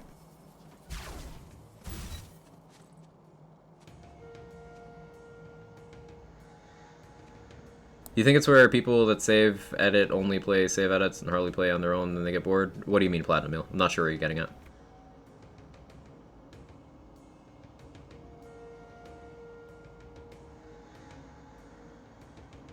Everyone play with all 6 classes already? I only have 2 classes made, barely scratched the surface of their potential. I've played with everything at least once, but like, that's not indicative of experiencing everything it has to offer. Not complaining about DLC at all, please don't misinterpret. Gearbox DLC is good more than hours of enjoyment. I'm just grateful. Yeah, of course, Foster. I didn't think you were complaining at all. You were just asking a question. Mushroom bug definitely happens on PS5. Thanks for confirming, Viper. Love hearing, look up, you see lots of Mushroom Bandits, it's happening to you. Like with, wanting another class so soon, we only play save edits, and... What do you mean only play save edits? Who are you talking about? I haven't save edited a single thing in this game yet, so like, I don't know what you're getting at.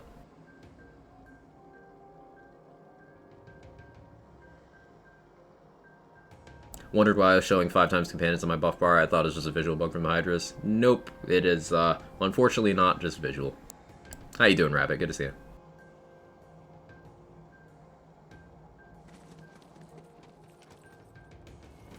We'll crossblade. You behave yourself, right? I'll make this quick for you.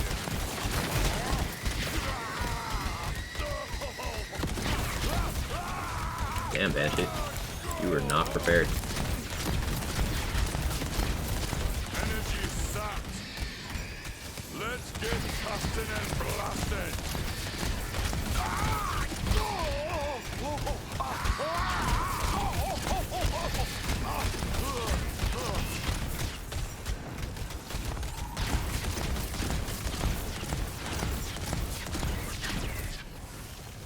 Don't do warning shots.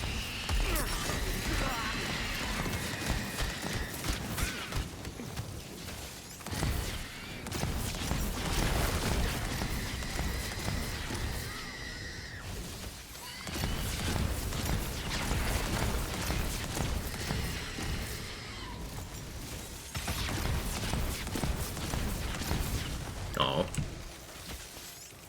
Speaking of people who only play save edits, get bored faster. Oh, well, you can't ever design things around those people, Platinum Meal. Because if you design a system around people bypassing the system in terms of game development, well, it's just a fruitless endeavor because they can just bypass that too. It's like building a prison around someone who can walk through walls. Like, why spend the resources there when you could just use them for something else, is the thing. So I don't even consider those people in these conversations. The ones that just, you know, they go around and they save edit in gear that can't even legitimately spawn in the game and brag about how powerful they are and then complain the next day about how boring the game is. Like, I don't even consider those people.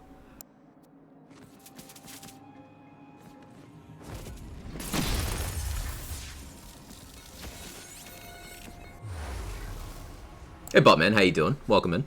How's it going today? It's going well. We're vibing, testing out this build. It's going well so far. supposed to be doing school stuff. Probably won't see me today again. Bye. Take it easy, Asa. Good luck with school stuff. Analogy reminds me of the SP universe. Hey, Sandwich, how you doing? I was running Buffmeister with another spell. You had to charge the Buffmeister in the right slot so I could shoot all cast it, switch as soon as I heard about the bug. Yeah, I personally stay away from Buffmeister in general. I just don't have an interest in that item because it just does too much of the work for me. I prefer working harder for my builds.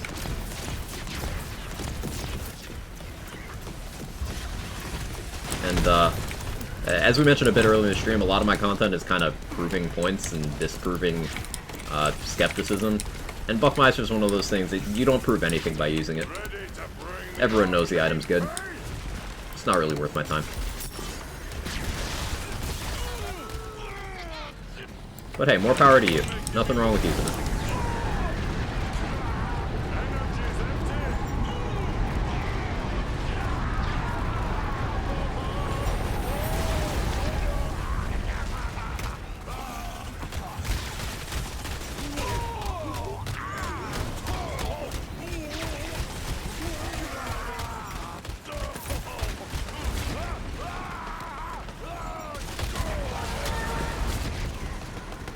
That was a big hit.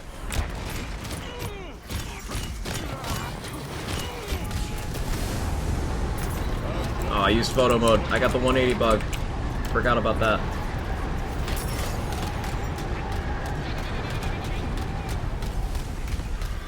Strong even without the glitch? Yeah, Galgron. Overpowered. So I wonder if you had input on the best multi-class for Berserker. Really depends on your playstyle you're going for, Buttman.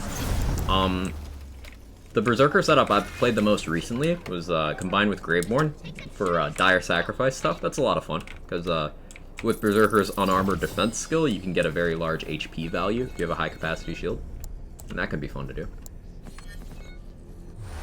But Berserker combines well with anything, honestly. It's just got a good skill tree. Tried Red Hellion with this. I don't have a good enough Hellion for me to try that, Kevin's website. Like, I want more mag size, either through my rings or a Hellion with a good mag. But I don't have that. Able to one-tap Bark? Not yet. Still working on the theory for that. I need some more specific gear, and I gotta farm that. Which reminds me, I should probably hit melee money for more Spellblades. But we're gonna go hit Sniper more. Interesting game encounter last night where I fought Gloop and put me in Bunny's chamber to fight him. What do you mean? You fought Gloop in Bunny's arena? You ever do challenge runs? I have an interest in challenge runs. For Borderlands 3, I did a lot of challenge runs and endgame speed runs and that type of stuff. Snipers good in this game? Snipers are better in this game than any other Lands game. They are literally better in Wonderlands than any Borderlands game.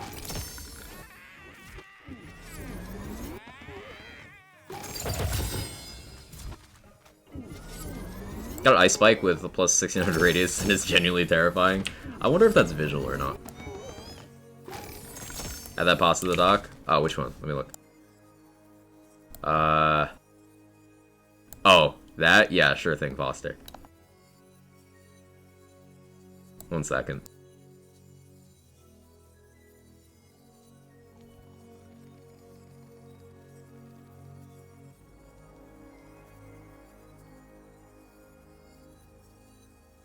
There we go. Is Crossblade any good? Extremely. Fog Loop, after I killed him, made me fight Mon. Did you do the puzzles for each of them, Sandwich? Because that's just how it works. Is there max Chaos Chamber level? Chaos 20 is currently the max. Grappo bias shown, not all snipers are good. I didn't say all snipers are good. I said snipers as a category are better as a category than snipers in other games, which is true. Borderlands 3 snipers were generally kind of bad. There were a couple standouts, but they were pretty weak. Borderlands 2 snipers, pretty mixed bag. There are some really good ones, some really not good ones. But as a whole, snipers in this game, let's go over the categories. The bad ones, Kaokon is terrible. Straight up, Kaokon is awful. Skeet Prod is good. Envy is good. Carouser is really good. Sawmill is very good. Great Bow is very good. Drill's Fury is very good. Let's look at the non-unique categories. Black Powder Snipers are very good. Yes, the non-unique ones. They hit very, very hard. And they have fast reload, just good DPS, good uptime. They're good. Stoker snipers are very good. You can get high projectile count on them, and you can have them deliver saw blades, which is really good for your damage output.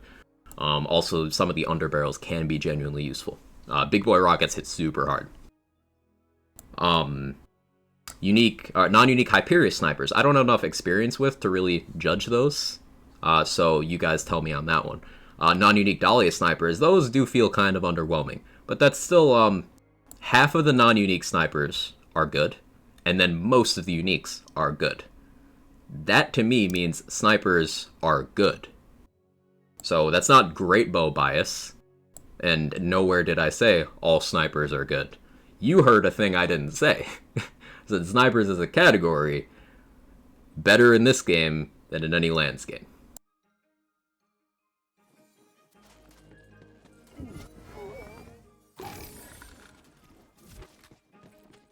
Are non-unique Stokers good? Because I found the ×3 Frostburg one. I did just say they are good, Sandwich. Yes. That's a volatile fire grape bow. Alright, that's our bark weapon. Drill's Fury, good gun. Snipers, that is? Yes. Do you have the problem there's a long delay between the Maker teleporting after you beat Bunny? Yeah, that did happen, a few minutes ago, actually. We did have that. Good Stoker sniper is a saw blade with shotgun underbarrel. Shoot the shotgun, go to town. Sounds like it. It sounds way better than BO3 where I would use the Sandhawk. Yeah, BO3 sniper is like, you had the Sandhawk, was very good, extremely good. Boogeyman was extremely good. Skullmasher was extremely good. And then you had the Root was a bug, but even without the bug, Root was good at single target damage. And then you had like a bunch of things that were okay, and then you had a bunch of things that were terrible. Just systemically, Borderlands 3 snipers, if you look at them as a category, adding everything together, are in a worse place than Wonderland snipers. Bird of Prey, okay. Liuda, good. Not fantastic, but good. Hey, Resolve, good to see you. Thank you for the 6 months. It's been a minute, I hope you're okay. Hope things have been treating you well. Volatile Citadel, nice. What was I gonna do here? Oh yeah, we gotta put that great bow away. We're gonna use that on Bark. That is our Bark one-shotting bow. Just need to like get the right enchant on that. That's one of the major things I wanted from the Sniper Bunny. Where is it? I wish I could see icons. There it is. For some reason the game keeps giving me ×2 Stoker pistols with a faster fire rate under barrel. Might make a pistol build at this point. Gun farm rings with only pistol buffs. Why would you make a pistol build like that? Just make a gun build and use ones that happen to match the passives you have. It just sounds like you're creating extra steps for yourself for no reason. After buff Krakatoa. Krakatoa is good. But you had a lot of weapons in Borderlands 3 that were of a level of power that most of the snipers in the game didn't match up to. Like, as a whole, pistols in BO3 were terrifying. I think most people can agree on that. Pistols in that game were nuts, and snipers being just, as a whole, less ammo efficient and weaker than pistols was weird. Not really the case here. You still have the less ammo efficient thing, but snipers in this game hit super hard.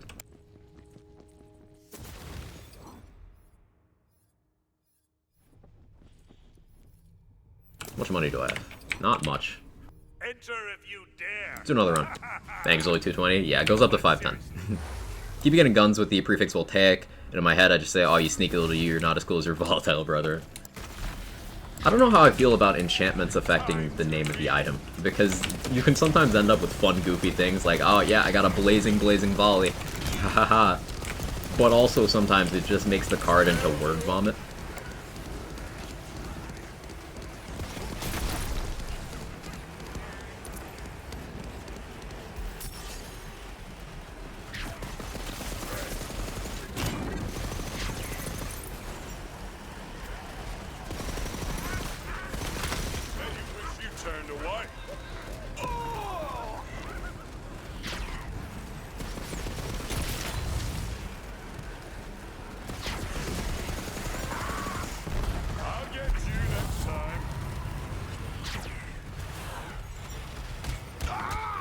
Snipers use the damage because they should have low mag, fire rate, reload. I don't know if they should have all of those things, but for example, the sawmill fits well into the sniper category because the damage of this thing is so batshit insane that the way they balanced it is by giving it low uptime. It's got a slow reload speed, it's got high ammo consumption and relatively low mag size. So that's how they balanced snipers, or at least the non-traditional snipers. But you have more traditional snipers like the Carouser. Carouser's over 2,000 card damage, 1 ammo per shot, less than a second reload speed. Carouser slaps. So they've got snipers of all flavors. How are shotguns? Shotguns are... the black powder ones are very, very good. As for the rest, it's kind of all over the map. Hyperius ones, I've heard good things. A lot of good things. I enjoy the Last Rites, which is unique. I've heard a lot of good things about the Circuitous Gyre. I've seen some good things with the Gyre.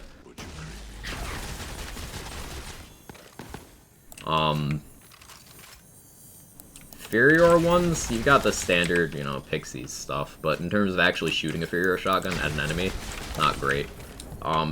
Non-unique Torg shotguns are very, very good. The Sword Explosion kind of sucks butt cheeks. The Hawken is okay.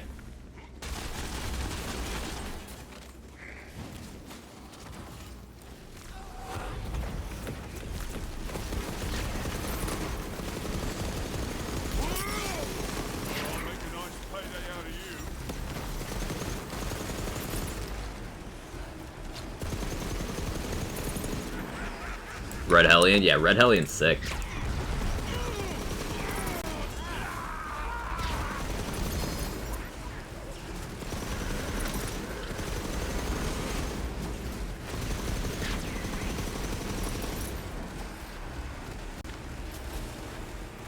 It's possible to get Fear Not with Dark Magic? Yes, it's crappy, it is.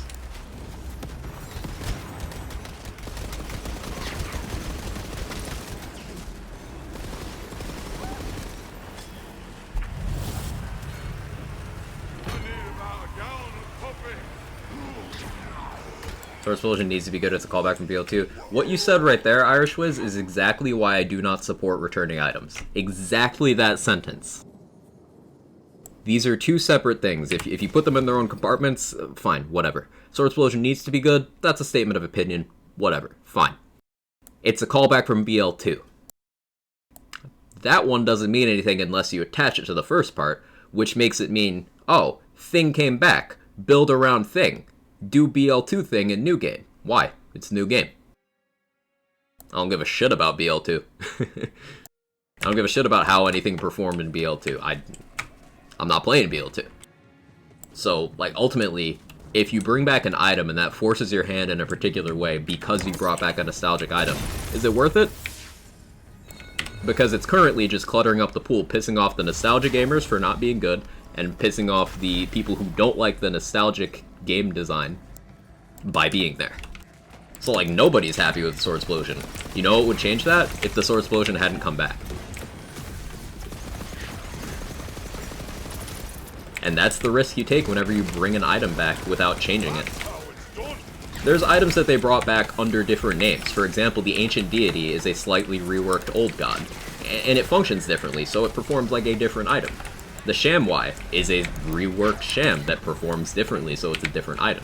You know, they could give the Sword Explosion that treatment, but they didn't. It's just a copy-paste type thing in terms of how it feels. And it didn't live up. Why not just make it good, though? Well, they didn't, so that's the situation we're in, Tried Time. They didn't. And previous examples of items that they did make good that people still didn't bite on. For example, the Unkempt Herald in Borderlands 3, when it came out, was a good item. People didn't use it, and then complained that it wasn't as good, when it was, and then it got its damage doubled, and became one of the most monstrously overpowered guns they've ever done in any of these games. Nostalgic weapon choice and returning items does not make for precise balancing. It doesn't make for good faith conversations. It's just a pit that I wish they would not step into. It's just not necessary. They could just make new items, and the new items they made, like, they all feel like they have an identity to them, which is a really good thing. Like, a Livewire does things nothing else does. A Liquid Cooling does things nothing else does. A crossblade does things nothing else does. But you have something like the Herald where its whole gimmick is me gun, me big damage, me in game 10 years ago. Like, what's the point? It's an intellectual pit. It's bereft of creativity, it's not interesting, and it's hard to get right. So when you end up with something like the Sword Explosion, that does have a bit of unique flavor to it, but it's still a returning item that they didn't do anything with. So it's still a disappointment. It's better to just not disappoint the people who like the old version by not making a worse version, and that also has the byproduct of not confusing people who just want new things. Blue Cake's an electric version of Yellow Cake and worse for it. The thing about the Blue Cake is the split distance is really far. So that's the case if they brought back an item, changed its functionality a bit, and it's worse for it. I would not consider the Blue Cake anywhere near the use cases of the Yellow Cake. Despite the fact Blue Cake isn't a bad item, it just could have been something else. That's my take on that.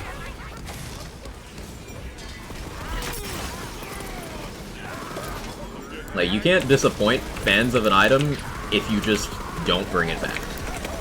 Because then the item doesn't change. It's still there. It's still exactly what they remember it to be.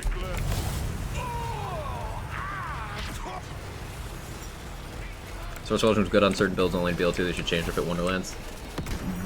How? It's easy to say, like, change it, make it better. How? How do you do that? I'm not saying I have an answer either, but just like, how?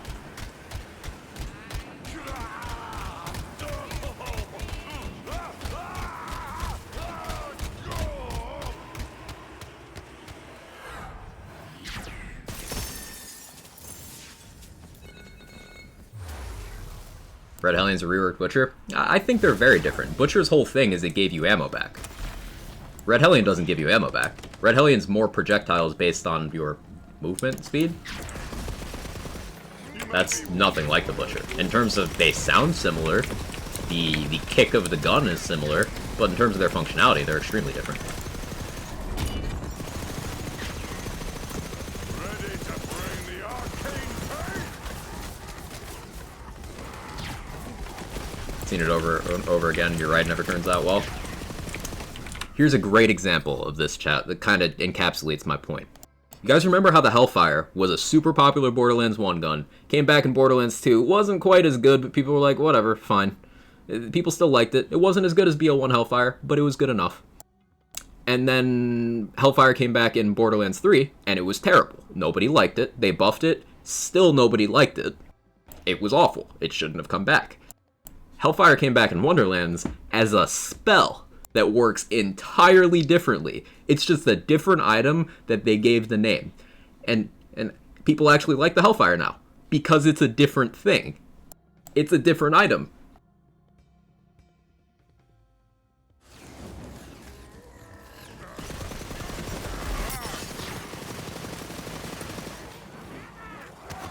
Get a leopard mask or something, if so where? Leopard mask? No, that's just my face. That is just my character's face. Back from the store, how's Amnesia performing? Performing very well. Performing very well. I think my weapon selection, I just need better guns for some situations, but it's going very well, Aaron.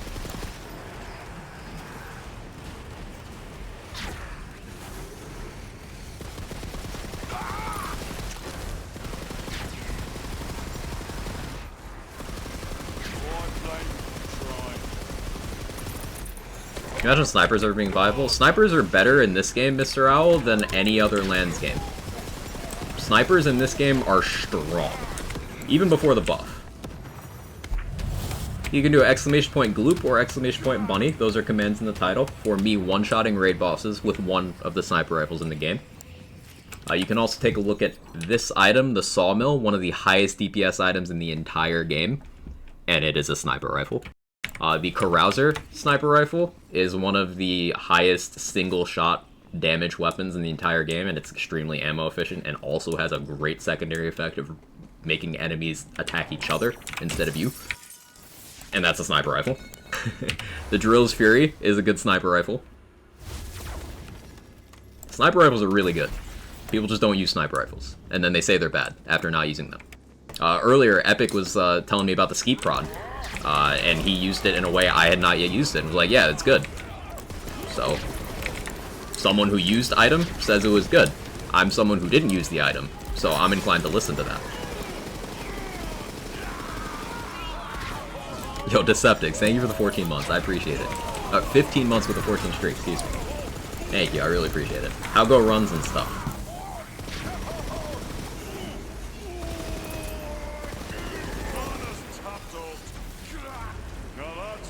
Snipers felt the best in 2. The map design of 2 had more traditional sightlines for, like, sniping, you know? Like, Smiley face. what was the map outside of the refinery? In Scarlet DLC. That map, sniping on that one was fun. Sniping in DigiPeak in BL2 was also really fun. But that's map design. That's not the guns. That's map design.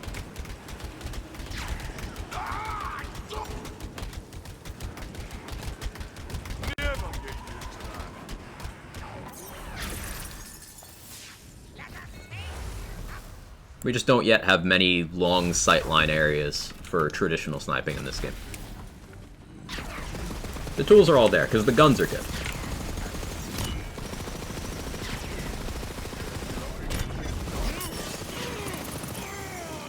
Usually don't feel like I need a sniper in most lands games. Yeah, usually the flow of combat isn't really suited to it. But there are situations when it can be called for.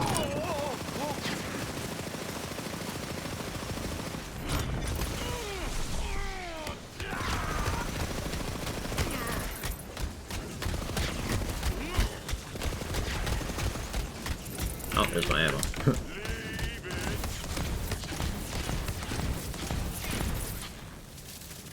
Why guns use melee? This is Smash Bros. Now. Energy sapped. Looks like magic's back on the menu. I think that's more what I'm getting at. The map design makes them so hard to have in one of your slots. Which snipers are you talking about? Because this is a sniper rifle. This, you use like a light machine gun. It's in the sniper rifle category, but you use it like a machine gun. Carouser is pinpoint accurate. You can just kind of do whatever you want with it. Drill's Fury is a mopping gun. You shoot a lightning ball out, and then you shoot the lightning ball, and it aims for you. Like, it sounds like you're talking about a specific sniper rifle instead of sniper rifles as a category. What do you think of the quad bow? I like it. I like it. I need better ones. I got a chaotic fire one with good crossbolts yesterday that I forgot which save I had it on, so I should probably look for that and move it somewhere where I can use it.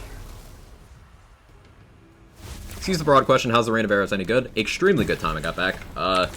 A volatile ×6 perfect part of Rain of Arrows is over 7,000 card damage per shot. Which is just kind of like, oh, over 7,000.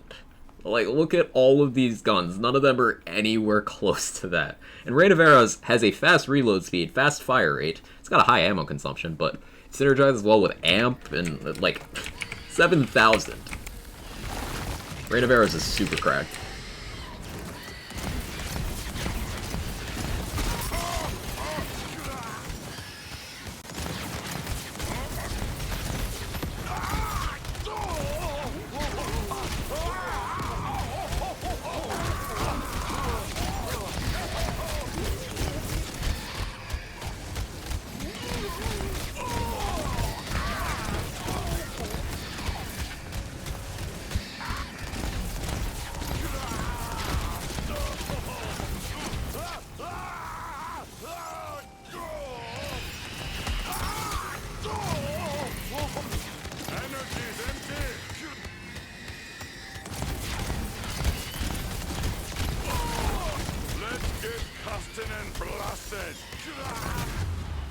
Oops. Escape.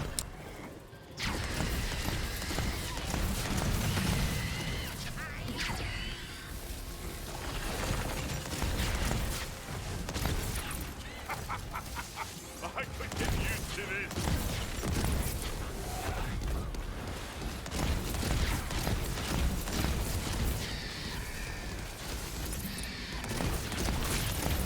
That's good damage.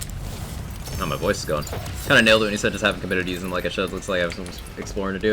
And that's a difficult conclusion to come to. Like, the way items are balanced in this game is you build around them rather than them just being slapped on. So, of course, sniper rifles can feel a little unnatural when you slap them onto a setup and you haven't considered the full possibilities of how they work. Like, this gun, this sawmill that I've been jerking off for the last 10 minutes. Oh, that background looks cool. This one, if you don't have mag size boost, it feels terrible. You just reload all the time, you barely get to shoot, but you commit to a little bit of mag size, you commit to ways to sustain your ammo, whether that's ammo regen or autofill effects such as Warcaster, or Universal Soldier. You commit to things like that, this thing's a DPS machine. Chaotic Thunder Anima, I'll take that. Now let me BRB real quick, chat. I have to go to Little Strimber's room again. Yes, tiny bladder, but BRB.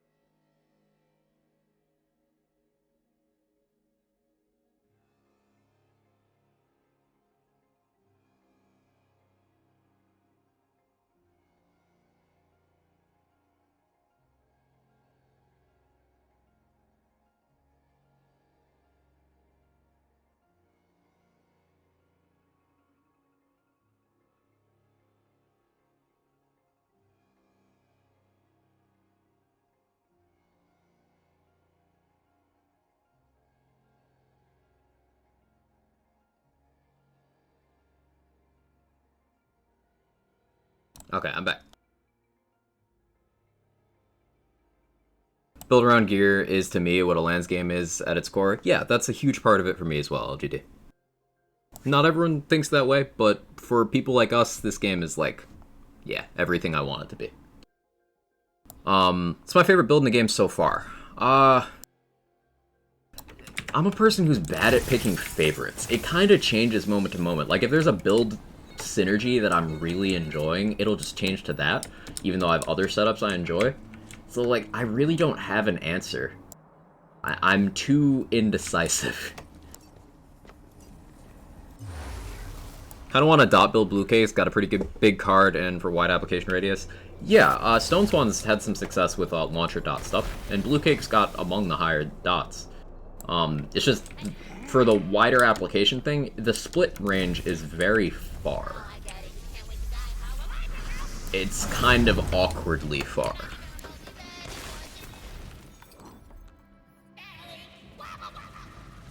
Favorite spell to use with Skeep, some variant of Calamity. Blazing Calamities are very good with Skeep. Blazing are the ones that shoot out projectiles on impact and then leave a bunch of puddles.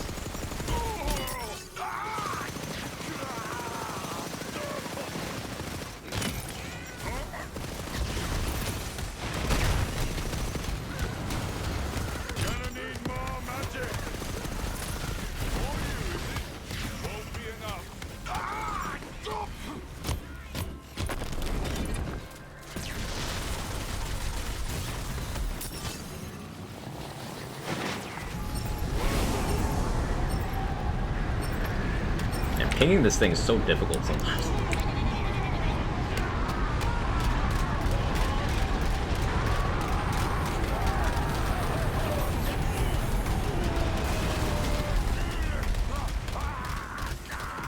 This is built on what was right in BL3, I fucking love it. Yeah.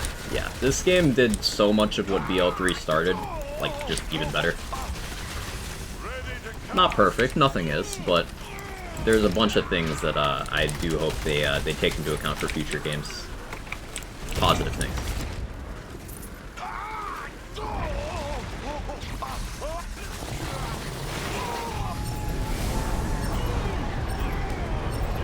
Need to find a consistent spot to ping this thing.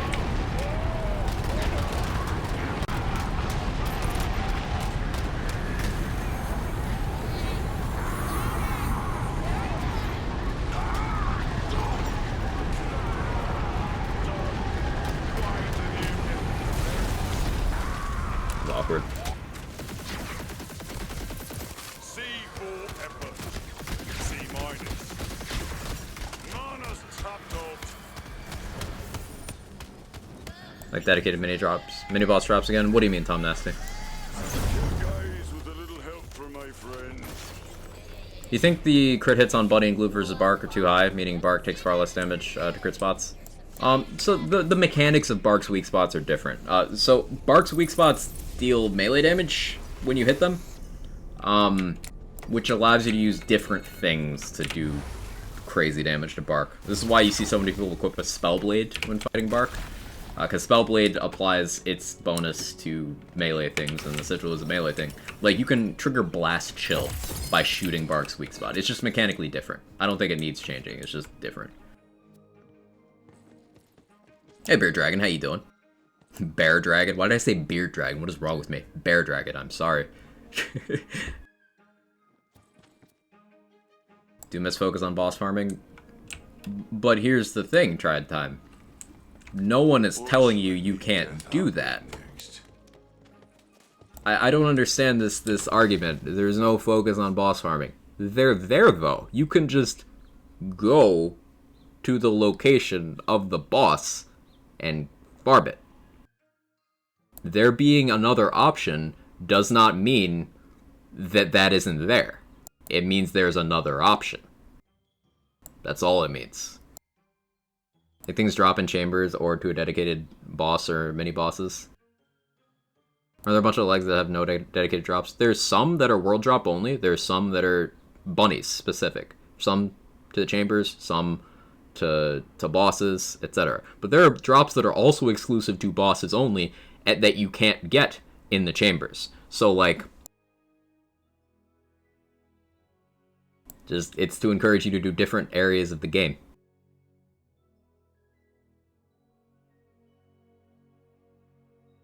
And as someone who thinks that save quit farming bosses is one of the least interesting things you can do in these games, I don't care to change that. Donkey's one? Right, the Donkey's one. Donkey and Sortarang are boss-only drops, if I remember correctly. It's like manual transmission, that's another one. Yeah. So there's still plenty of incentive for boss farming. It exists, you just don't want to do it. Maybe examine why you, as an individual, don't want to do it, because the system is there.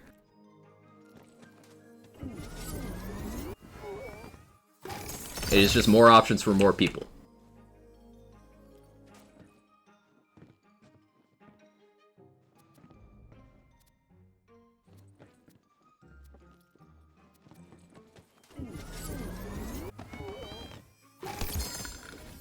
Hope they had another fast travel station in Snoring Valley. You know, that would be kind of convenient. Yeah. Woolly Bully Envy. Some of these enchant prefixes are just... Woolly Bully? Really? Bunny only drop sounds real fun? Well, I only play the Chaos Chamber anyway, Tom, so, like, I don't mind it, because that's where I get my gear anyway. I don't have a problem with it, because if the bunny is the source of the item, and I go to the bunny, how is that different than going to the boss for the sourced item from the boss? It's the same thing.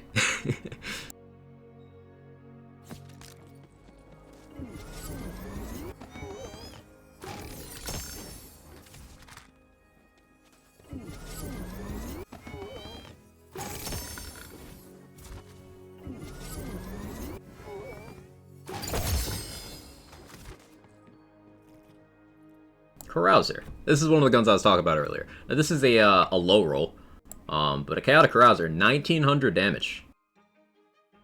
It's really strong. Really good gun.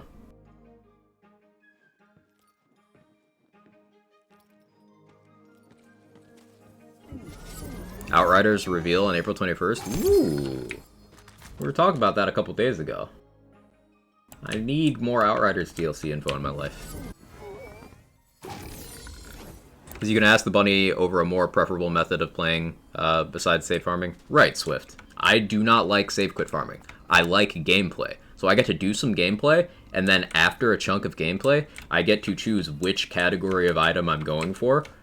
And if there's an SMG that only comes from the bunnies, then I can go to the SMG bunny, which is the dedicated source, and then I can farm the dedicated source after having done the gameplay to get to the dedicated source. It's just something different than kill boss, quit game, play game, kill boss. That's never been interesting to me. And this hasn't replaced that, it is an alternative to that. Some drops are exclusive to one method, others are exclusive to the other. Variety. At what point do you decide to increase your Chaos Chamber level? For me, Bazooka Dude, I just went through one by one, and I always play on the most difficult one available, because that is how I like to play games. Any suggestions for build-oriented games other than Warframe and Outriders? Godfall is a good one. I enjoy Godfall. Remnant from the Ashes as well, Rohith. Those are two you can try out.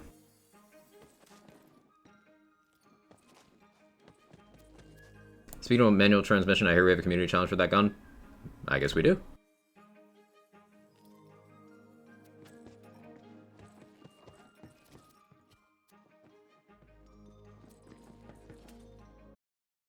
Tomorrow's my birthday. Happy almost birthday. Ready to bring the arcane pain? I think we got time for one more run. Let's do another build, though.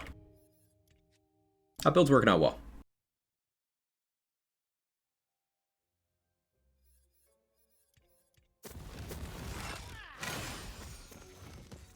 Let's do some Clawbringer stuff. So I did was paint on a melee build, Master Berserker going against Dragonlord, more so than Banshee. So the thing with Dragonlord is, I found Dragonlord perfectly tolerable on a melee build. The only part was I had to shoot Bernadette, but other than that, it was fine. Banshee, like, you can't stay that close to her. That's what gave me problems there. We're gonna use a used Great Bow, by the way, to prove Sniper's good.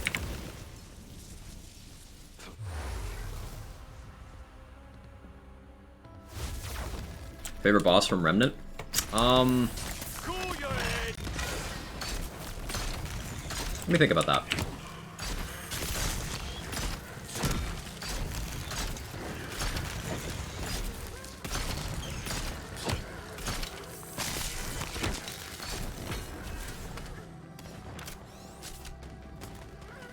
Iskall Queen.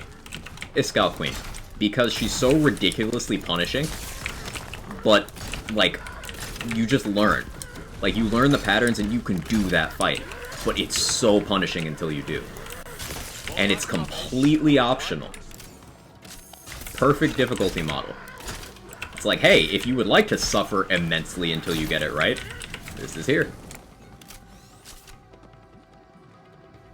Iskall Queen for sure.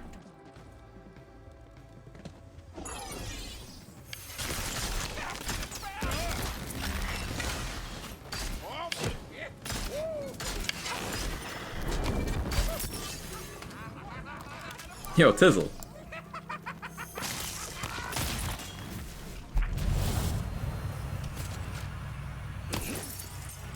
Let's see how you handle it. I normally mop with this.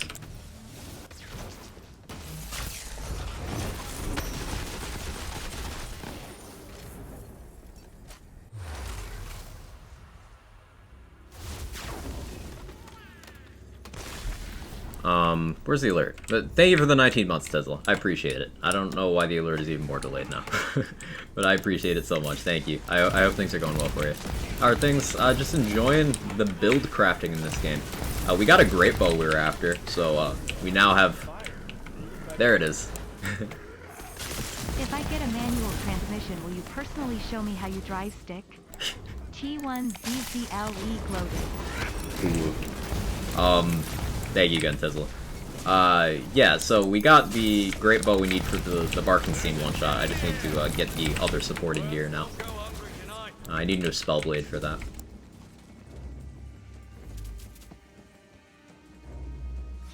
But yeah, things going well, Fizzle. Play Elden Ring? I've not played Elden Ring yet. I watch a lot of Elden Ring content. A big reason I haven't played Elden Ring is because my PC can't handle it. But I'll be replacing my PC soon. So I might even stream Elden Ring, even though I'm shit. I don't know, we'll see. I'm not particularly good at Souls games, I just enjoy them.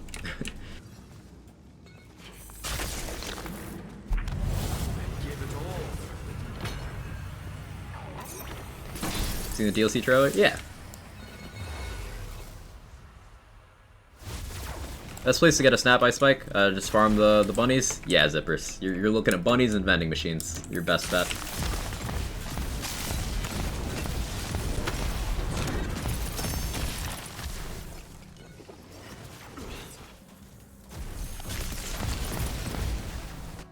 One moment.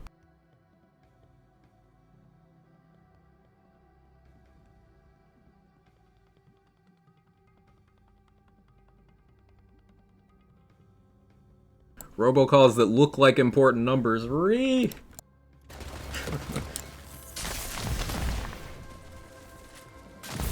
Anyone else ever have it so when you're kind of like low-key expecting a more important call, that's when the spammers somehow know?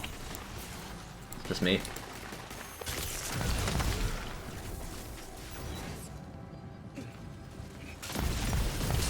Any thoughts on Steel Rising? I saw a trailer and it looked moderately interesting, although I know like nothing about that IP or anything.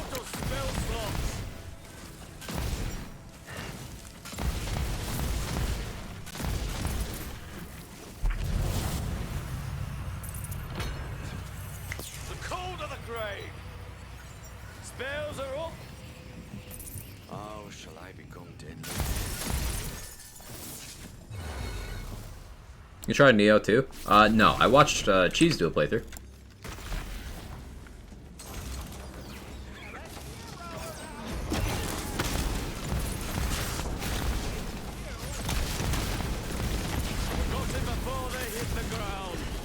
Two playthroughs, actually.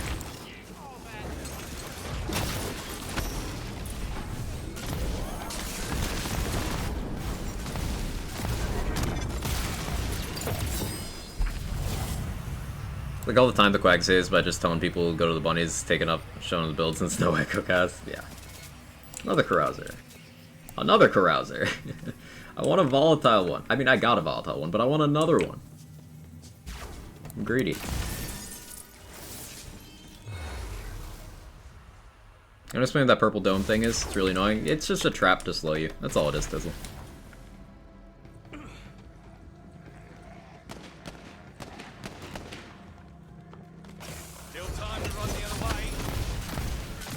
Not just me, Drill as hell? Okay.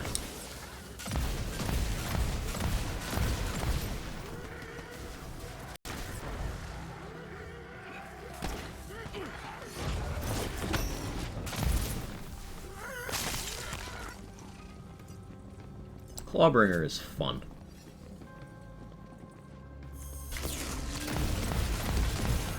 Chew on this.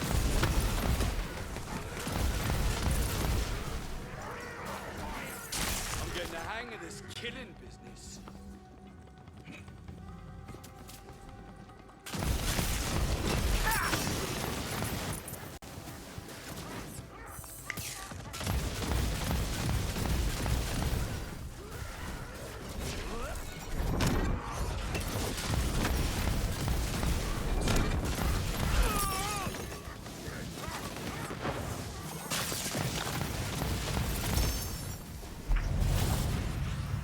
Go. Pretty sure they chose rabbits because there's a pun with Lupin. I mean, I thought it was just because Tina is already heavily associated with those imagery-wise. Like, her nickname in BL3 was Crunk Bunny. She's introduced with bunny explosives. I thought it was just relevant to the character, honestly. Just me, is there a slight delay in damage when you use the crossblade?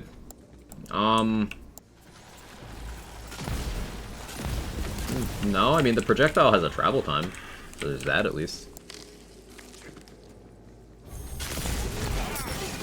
I feel a storm coming.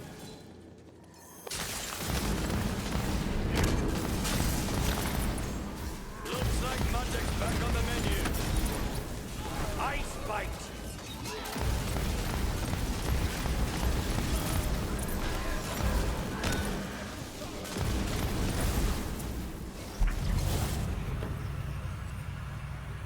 I wanted to rework my Claw Zerker. I haven't redone the skill tree. You don't really need to, like... This is heavy Spore Warden with some Claw, but I'm getting Awe from a class mod, which is still, like, really good. From an armor, excuse me. Claw is good, it's just you need to... It's probably a higher degree of familiarity you need with it than something very straightforward, like a spell shot weapon use. And this is the Crossblade, Tizzle. Crossblade. Very good gun. Sublayer, for me though, I'll let that be my personal inside joke. It's a bonus joke, Bazooka dude. I respect it. You're a knowledgeable individual and you get some extra humor out of that. I like when jokes play out like that.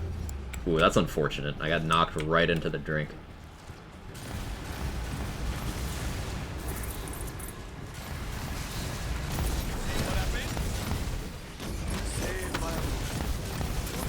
Never let me live this down.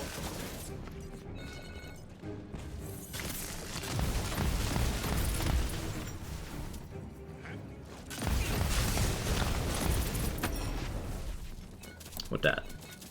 Ragnarok, no thank you. No magic left. Ready to bring the arcane pain. Here comes the thunder.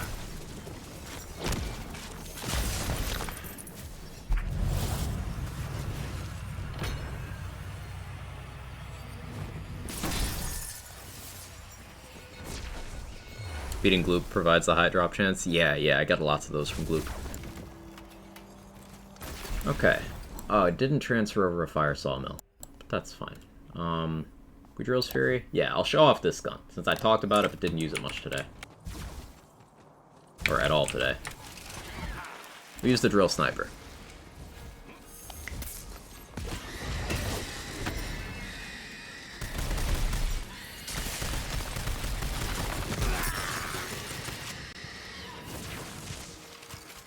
So, it shoots out an orb.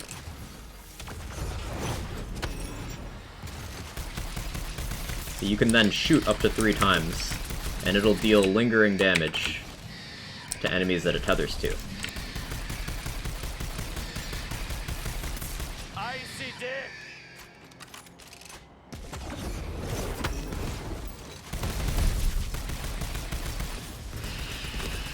And that damage can get pretty significant. You a short work.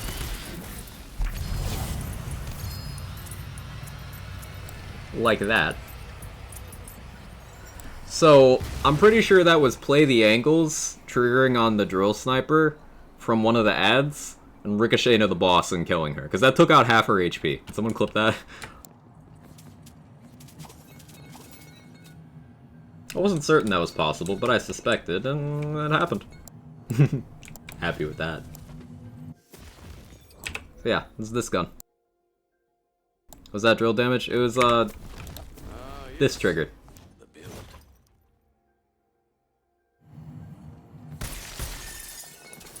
So certain weapons with Play the Angles, it get real scary real fast. Do Catatumbo shenanigans still work for Claw? Yes, you will just need more crit chance or more precision. I have bad aim, so I kind of moved away from that.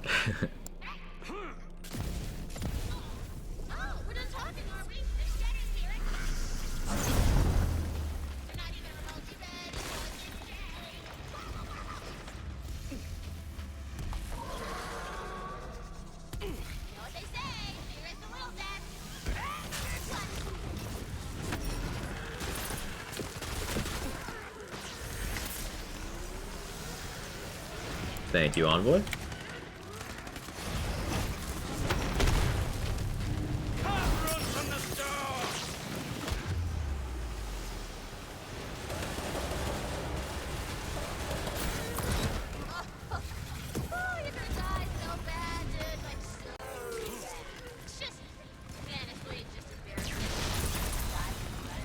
Big damage.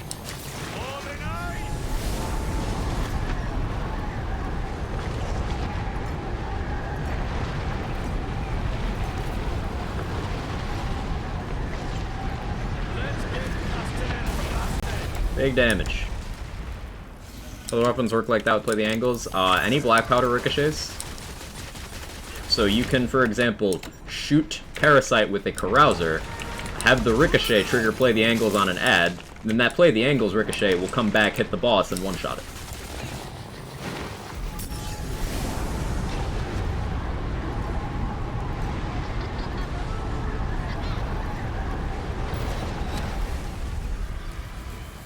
Girl's Fury drops only in fire, am I right? Correct.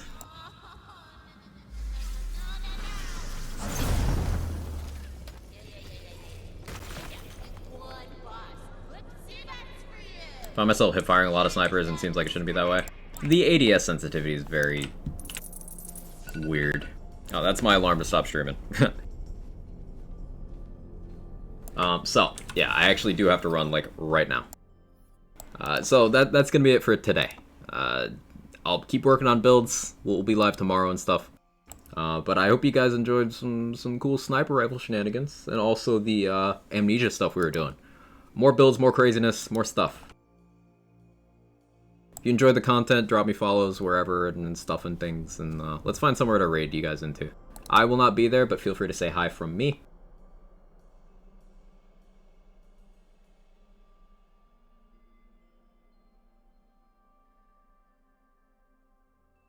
What will fill my enemies' hearts with the most dread? Pascaroni again? We raided Pascaroni yesterday. No reason we can't do it again, though. Let's go to Pascaroni. Raid message will be...